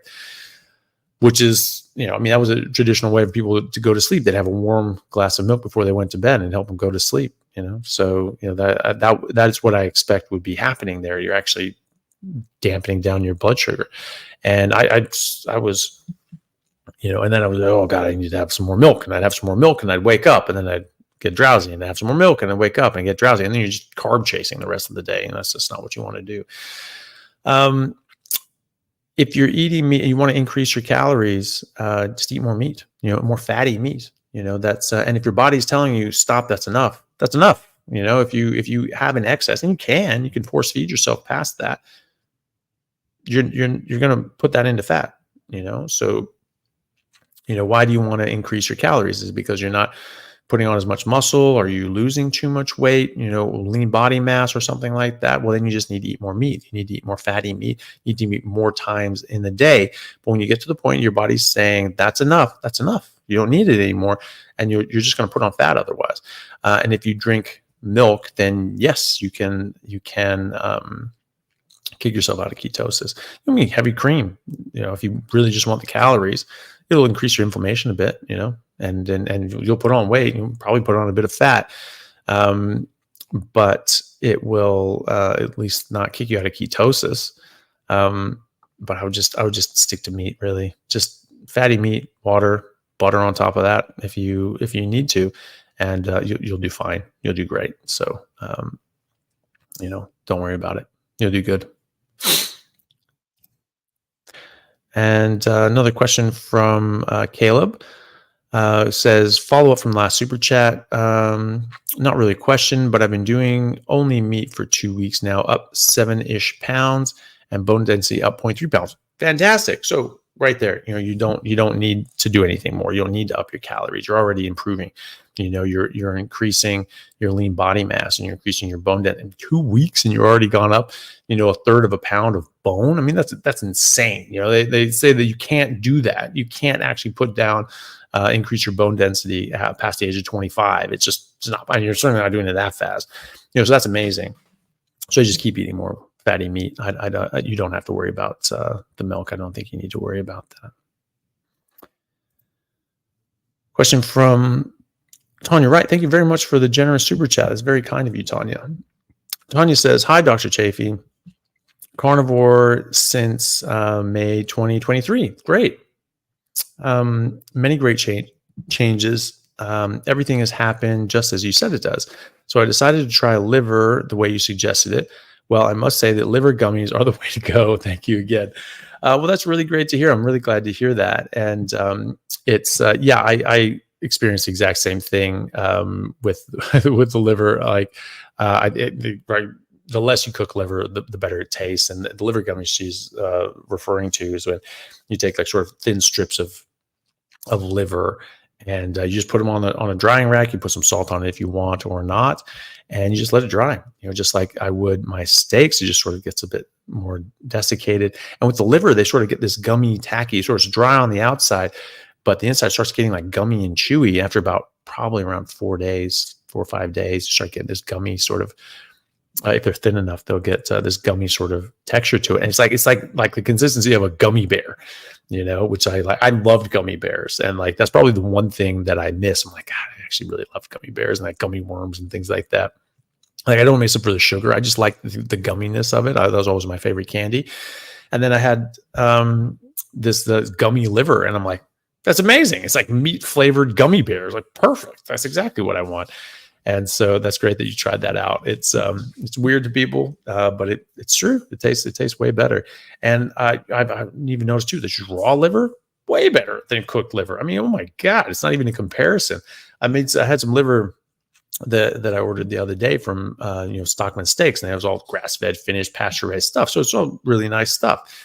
And I got a liver from there, and I was cutting it up into slices. I was going to dry it out, maybe do some gummy things. And I was just looking at it, and I was just like, that actually looks pretty appetizing. And I was just like, oh, screw it. And I just had a bite, and I was like, that actually tastes great. I ate like a quarter of this liver just raw. It just tasted fantastic. I fried up a little bit of it, just seared the outside, and so the inside was rare and raw, and the outside was seared. Didn't taste as good as raw. It tasted better than cooked all the way through. It's like difference between seared ahi and canned tuna, but then just ahi sashimi, it's even better than the seared ahi, right?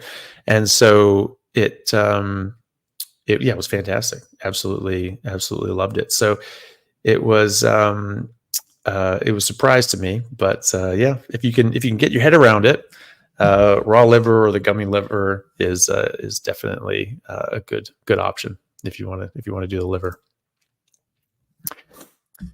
Tamsin K, thank you so much for the super chat. Dr. Chaffee, do you have a short video to address basic questions of where do you get your vitamins, minerals, etc. from if you don't eat vegetables and fruit? I need it for my friends and family. I can do a short video right now. Meat. You get everything you need from meat. You get everything from meat in the proportion that you need it. And I don't have a specific video on that, but I've said that in many videos before. But you get everything you need in the proportion that you need it from meat. There are essential nutrients, vitamins, and minerals, etc., that you have to have, that you can only get in meat, that you cannot get in plants. But there is nothing in plants that you have to have that you cannot get from meat. And so it is the case that you get absolutely everything you need just from eating meat. This is our ancestral diet. This is what we've been eating since humans have been humans. Only very recently, from a geological point of view, that we've been eating plants. And post-agricultural man is very recent. It's very recent, and so this is what we've designed to eat. I mean, what else was there to eat during an ice age in the Arctic Circle? Nothing. And so if you couldn't get everything you need in the proportion that you need it from eating just fatty meat, we would never have made it through. As the ice shelf started coming down, people started going up into the ice. That's very clear on the fossil record. Okay, so we're going away from the plants. We're going away from where you could find, vegetation and fruit and things like that. We're going into the ice where there's only animals. And think about people crossing the land bridge from Asia to North America, right? That was in the last ice age when there's just this miles of thick ice, and it's just in the Arctic Circle during an ice age at a time, where Seattle was covered under a mile thick sheet of ice, right? And so they were 500,000 miles up north from that, right? What plants are you eating, right? So there's nothing available. It's just meat. That's it. Meat and fish, seals, polar bears, things like that. Mammoths. That's basically what we were eating. So if you can't get everything you need in the proportion that you need it from meat, we wouldn't be here. And we are here. So that's really all the evidence you need. And, I've been doing this. We've been doing this. I have patients. They've been doing this for years. I check their bloods. I check their nutrient levels and vitamin mineral levels. They're all stellar. They're all far better than they were before they started this, and far better than the averages as well. So it's you get everything you need in the proportion you need it just from eating meat. Derek Johnson, thank you so much for the very generous super chat. It's very kind of you. Hi, Anthony. Last week, a CT scan revealed a tumor on my thyroid and lymph nodes. I'm very sorry to hear that. Thyroid one is highly likely to be cancerous. Biopsy is scheduled. Aside from 100% meat and water, any words of wisdom? Thanks and go Kings. Oh, well, from Lake Washington. There you go. Almost no one is a kangaroo in like Lake Washington high school is kangaroos. That's up in Kirkland where I grew up. And cool. Well, I wonder, like, well, maybe put in the chat, like when were you there? Yeah, that's pretty badass. So, as far as meat and water, yeah, I mean that's the main thing, right? Is you want to be ketogenic, and you want to track your GKI, so it's glucose ketone index. So you watch my interview with Professor Thomas Seyfried, Seyfried. Go into details on why this matters. I have another lecture that I gave at a medical conference in San Diego last year on cancer, on ketogenic metabolic therapy as a novel adjunct to standard of care in cancer. It's a bit of a mouthful, but that was the name of it, and that's available on YouTube as well. And basically, if you keep your GKI in a therapeutic level, which is considered under 2, and there's formulas for that. If you look up Seyfried and GKI, there's formulas on how to figure that out depending on the units that you're using for glucose or ketones and things like that. Basically, lower glucose, higher ketones is better. That'll keep your GKI down. And so if you keep that below 2, then you're going to, that's a sort of considered as therapeutic level. And that will starve out the cancer cells that require much more glucose than your other cells. And so it's just not quite enough. It's not quite enough glucose to get the job done for their metabolic rate. And you'll starve these things out, and they'll just sort of start slowing down. They won't be able to build and replicate and reproduce, and they'll just sort of start dying off. And your body will be able to fight them off more easily as well. So that's the main thing. So you want to keep your GKI under 2, under 1 if possible. And you do that through a combination of a ketogenic carnivore diet, just meat and water, high fat, so 2 to 1 grams of fat to protein. You may even need to limit the amount you eat. Don't eat until fatty meat stops tasting good. Eat slightly less and add in some organs, because if you're not eating as much, you need more nutrient density. So you're going to need to include organs on a daily basis, maybe eating slightly less than you want, or maybe significantly less than you want for periods of time, if that is what you need to do to keep your GKI under 2. If you need to go through periods of fasting, if just eating that way and restricting how much you're eating isn't enough to get your GKI down, then you may need to fast. Then you may need to have periods of days you don't eat at all. That will get your glucose even lower and your ketones even higher, and you will get your GKI lower. And if you're doing that, or you're having lower amounts of food that you're taking in, just remember that you need to have refeeding days. You don't want to lose too much. You can't start losing too much weight, because obviously that's not safe either. And so you have, most of the time you're keeping your GKI under 2. And then every now and then you say, okay, I'm just, for the next couple of days, I'm going to eat to my fill, and then my body sort of rebuild a bit. And so that's what you do. So watch those videos. I have a whole YouTube playlists on cancer, so just check that out as well. And there's a lot of testimonies and people that are doing this and having a lot of success and doing a lot better than they were before. I mean, there's a guy, Jeff Prosperous, really nice guy, stage 4 metastatic colon cancer, just throughout his body. And I mean, they said this is terminal. This will not be cured. You're going to die. You have a couple of months, basically. And he just said, I can't accept that. I've got kids. I've got a family. I'm going to sort this out. He started doing this, and he's been on, it's like, I think nearly 2 years now, 1.5 years, 2 years, and he's not cancer free, but he is doing significantly better, and he obviously is significantly better than his prognosis. And he said that he's like the healthiest he's ever been, the fittest he's ever been. He just feels great. And he's got stage 4 cancer, and he's healthier than he's ever been, which is pretty remarkable statement. And On top of that, he's doing so well that now he's getting like people at his work that are saying, does he really have cancer? Is he just saying that to try to get sympathy or something like that? It's pretty wild. But I think that that's probably a good sign, that he's doing so well that people are like, do you really have cancer? So it's very reassuring anyway. Cancer is a really nasty disease. And so it sometimes, again, this can be a bit of damage done, and it may not be something you can ever cure and get rid of completely, but it is something that can be significantly helped, according to the data, by keeping your GKI under 2 and doing ketogenic carnivore diets. Can be significantly benefited by this.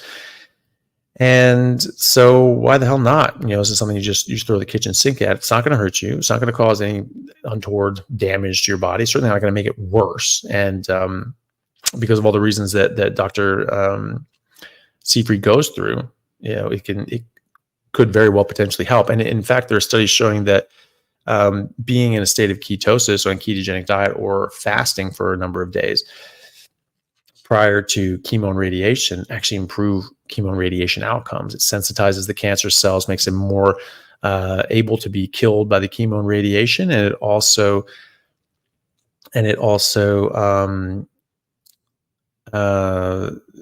protects your native cells, your healthy cells, from the chemo and radiation as well. So that's actually really helpful. And so good luck with that. I hope that it comes back negative biopsy, but if they have to pluck that sucker out and get rid of it, sometimes that's a complete cure, and hopefully you don't have to go through chemo and radiation. But if you're just doing the meat and water, any little cells have sort of moved elsewhere, they can hopefully be suppressed and hopefully killed by doing this and by the treatments that you go with your doctor. I do think that you still go through all your regular treatments and things like that, but this is something that can just help as an adjunct. So good luck with that. King in Hiding, thank you so much for the super chat. See here. So can carnivore potentially help my tinnitus? Potentially. I mean, obviously there's different causes of tinnitus and different causes of a lot of things, but there are a lot of people that are self-reporting that their tinnitus is getting better. So yeah, it potentially can. There's a lot of people that have improved their tinnitus, and you have this inflammation of your cranial nerve that control your hearing.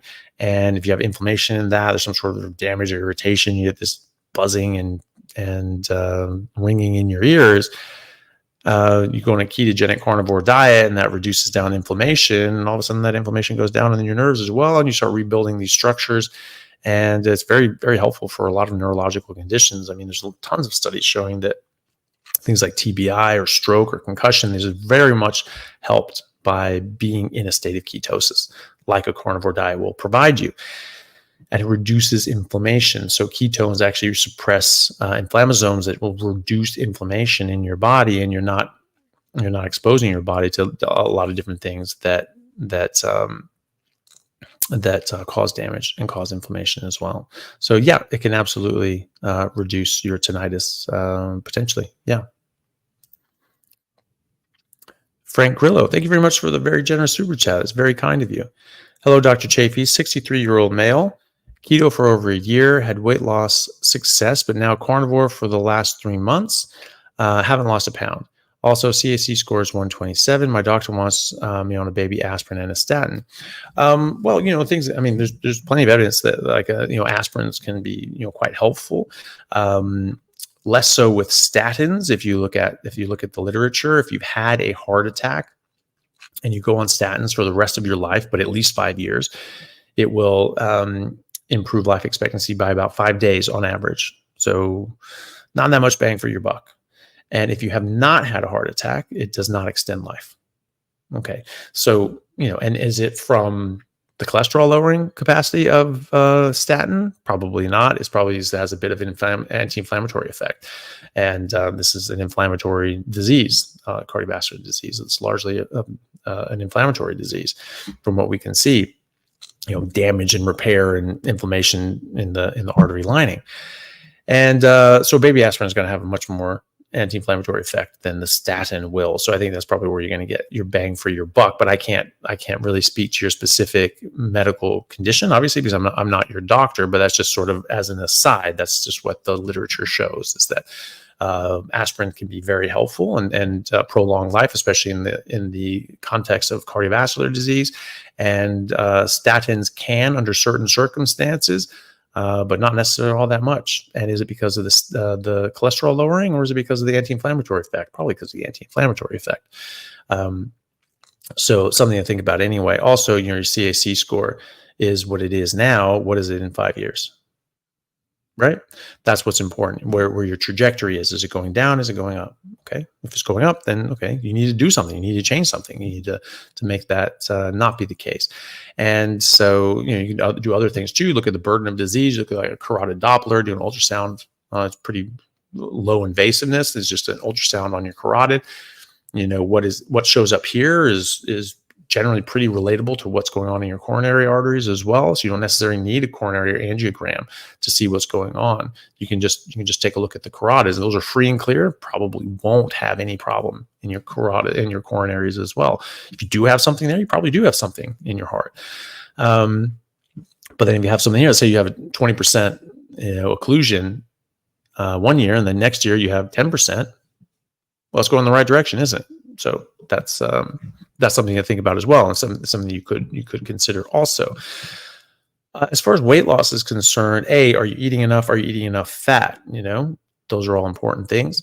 And also, are you lifting weights? Are you working out? Are you exercising? If you are, you will be putting on lean body mass. You will be putting on muscle and bone, and that will offset the fat that you lose. So take progress pictures. Take like once every couple of weeks, once a month.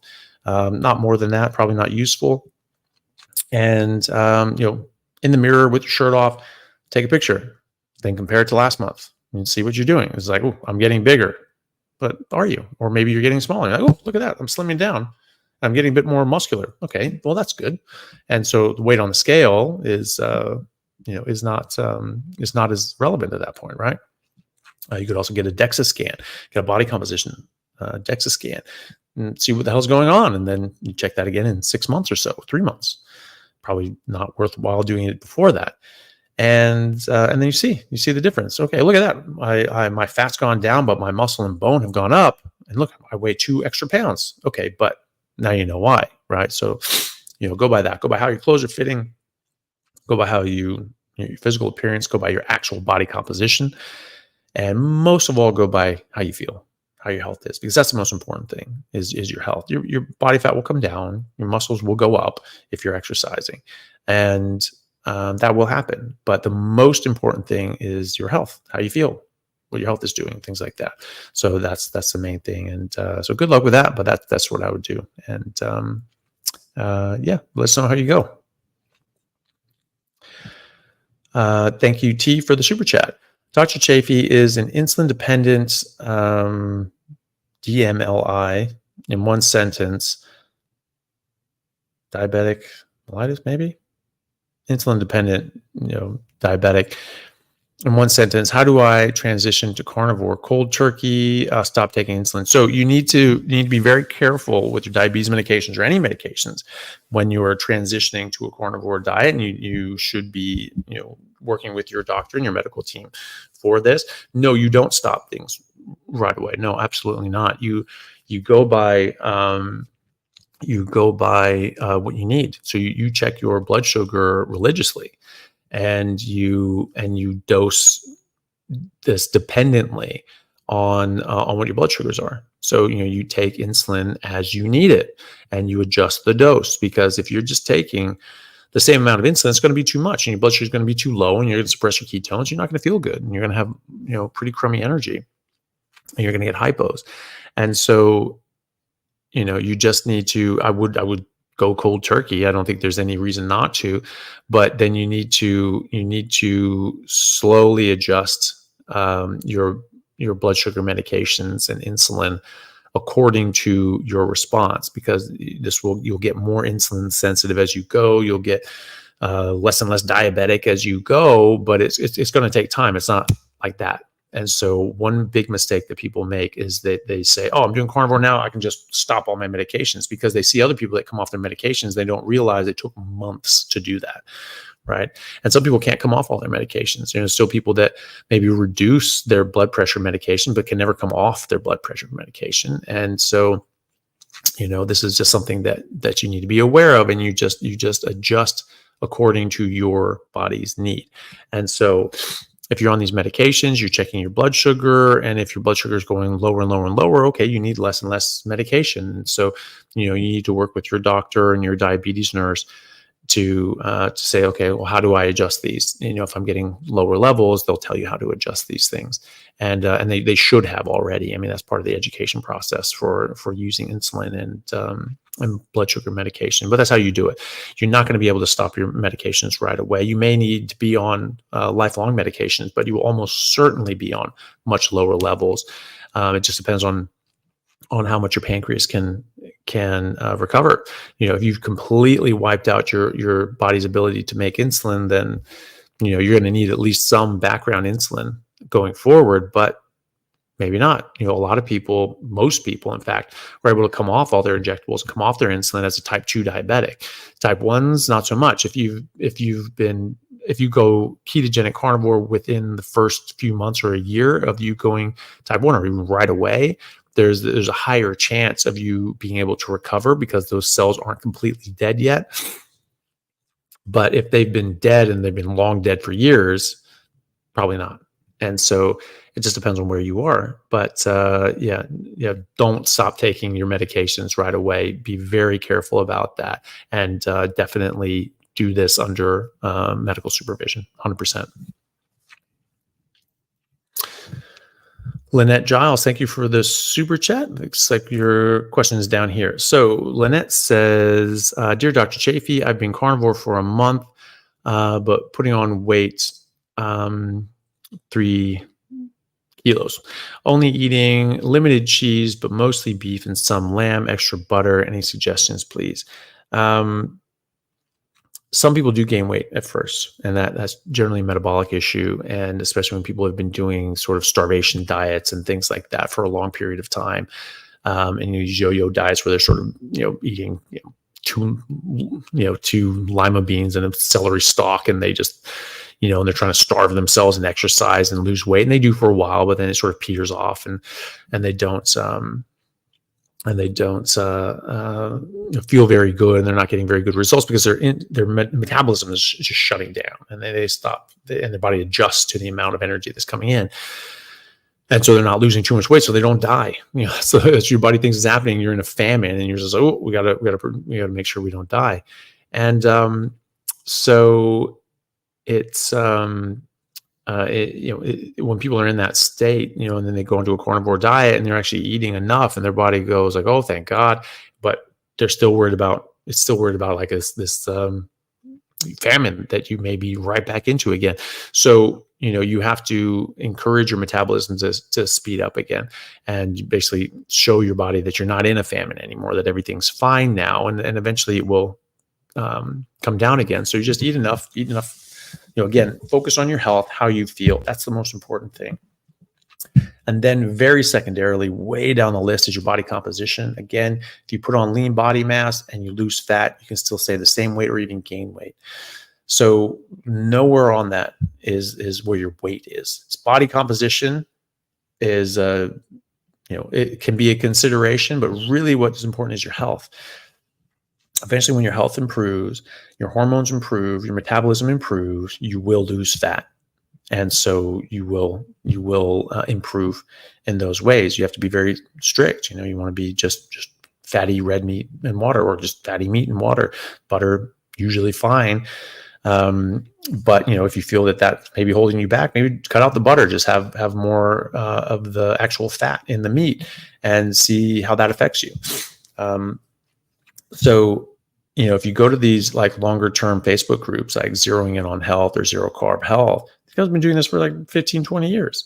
And this happens. It's not the majority of people that gain weight, but it is very common when people do these sort of starvation diets and destroy their metabolism, that they put on weight early or have a difficult time losing weight. And eventually when their metabolism settles down and heals, then they start losing weight quite rapidly. I see this in my clinic all the time. So I treat patients for weight loss, and this is basically all I do is diet and lifestyle, but it's this actual diet and lifestyle that actually works and is sustainable lifelong. And as opposed to just starving yourself and just eat less calories than you put out. Such a stupid suggestion. But it doesn't work for most people, and it doesn't work long term. And it's just the wrong way of doing it. But if you're doing it this way, you can do it forever, and it works for everyone. It just takes some time. And so for some people. So, and I notice that I look at this, and I look at their, metabolic markers, their leptin, their insulin, all these sorts of things. And when those come down, they start losing more weight. It gets better and better, easier and easier for them to lose body fat.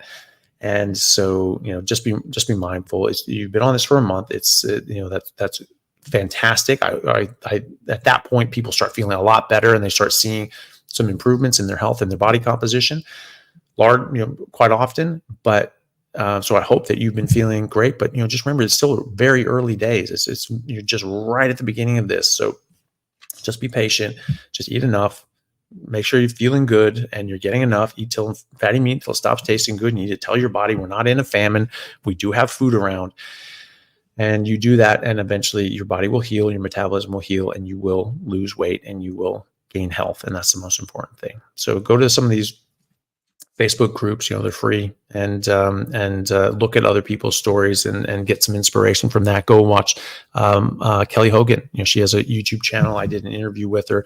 She was one of these people. She actually gained weight for the first 6 months, but her health was improving. All these other things were improving. So she's, and people telling her, don't worry about it. It'll happen. Your body needs to heal and get into the right place, and then you'll start losing weight. And it did. After 6 months, or some sort of hit some switch, and then all of a sudden you just started losing weight. But then it took a couple of years before she got down. Now she's very slender, and she's maintained that for 14 years or so. Had 3 kids while carnivore, and maintained a slim physique. So just don't be discouraged. It's okay. It just takes longer for some people. Just keep going with it. You'll get there eventually. Your body just needs to heal, and your metabolism needs to heal. But you're going to be improving your health all the time anyway. So just focus on that, and look at Kelly Hogan and other sorts of things for encouragement that this does happen, and it's okay, and it will come right eventually. Okay. Good luck. John Wallace, thank you for the super chat. I'm mildly pre-diabetic. I can get my A1C down really low if I only eat breakfast and nothing else all day. Any advice? Well, doing sort of OMAD is, that can be helpful. That can potentially keep your average, blood sugar and insulin down even more. It's like this intermittent fasting, sometimes people call it. A lot of people on a carnivore diet typically only need to eat once a day. And so I find that I'm usually just eating once a day, and that's how I feel fine. That's how I feel the best. And so it's sometimes I need to eat more. If I need to eat more, I will, and that's fine. But if you find that just once a day is good for you and you feel great with that, and your blood sugar comes down, is more controllable, great. If your body needs a bit more, eat a bit more, but if you're eating once a day fatty meat until it stops tasting good, typically a lot of people only need to eat once a day. So see how you go with that, and just adjust as needed. If you need a little more, great, that's fine. If you feel better doing that at night, because if you eat just to full capacity in breakfast, you're probably going to be lethargic and tired throughout the day. So that might not be as fun. But so maybe you think about eating dinner instead once a day, and see how you go anyway. But yeah, that's pretty common, that if you eat once a day, that you'll help regulate your insulin and blood sugar better, even on a ketogenic carnivore diet. Yeah. That's like when we're talking about cancer and things like that, keeping GKI down, that's part of that too. So when we were talking earlier about cancer with Derek, it's sometimes people do just eating once a day, that can be very good to keep your blood sugar down as well, and just keep that GKI down also. So that's something to think about there. Plant sparing carnivore. Thank you very much for the extremely generous super chat. Very, very kind of you. Thank you for that. I have traveler's diarrhea, stool test for Balantidium coli, GI panel PCR for aggregative and Jesus Christ, and I can't speak. And in enterotoxic E. coli on metronidazole now, it worsens diarrhea. Can carnivore change needed for faster recovery or do other things? Thank you. So, any carnivore changes needed for faster recovery? No. If you're doing carnivore, keep doing carnivore. Sometimes, in these sorts of situations, maybe it's like fermented, food, like fermented yogurt, right? So yogurt is fermented, but like zero carb yogurt, like Greek yogurt and things like that have really no carbs, and just plain yogurt, no sweeteners, flavorings, anything like that. You put that on meat, you chew it up together in the same mouthful and swallow it together, and that hopefully can sort of Trojan horse some of the bacteria pass through your fire pit of a stomach that tears things up, and hopefully get that down. You sort of reseed some of these bacteria. Metronidazole will then kill it shortly afterwards, but it's you just sort of try to do that to try to reseed some good healthy bacteria in there when you have this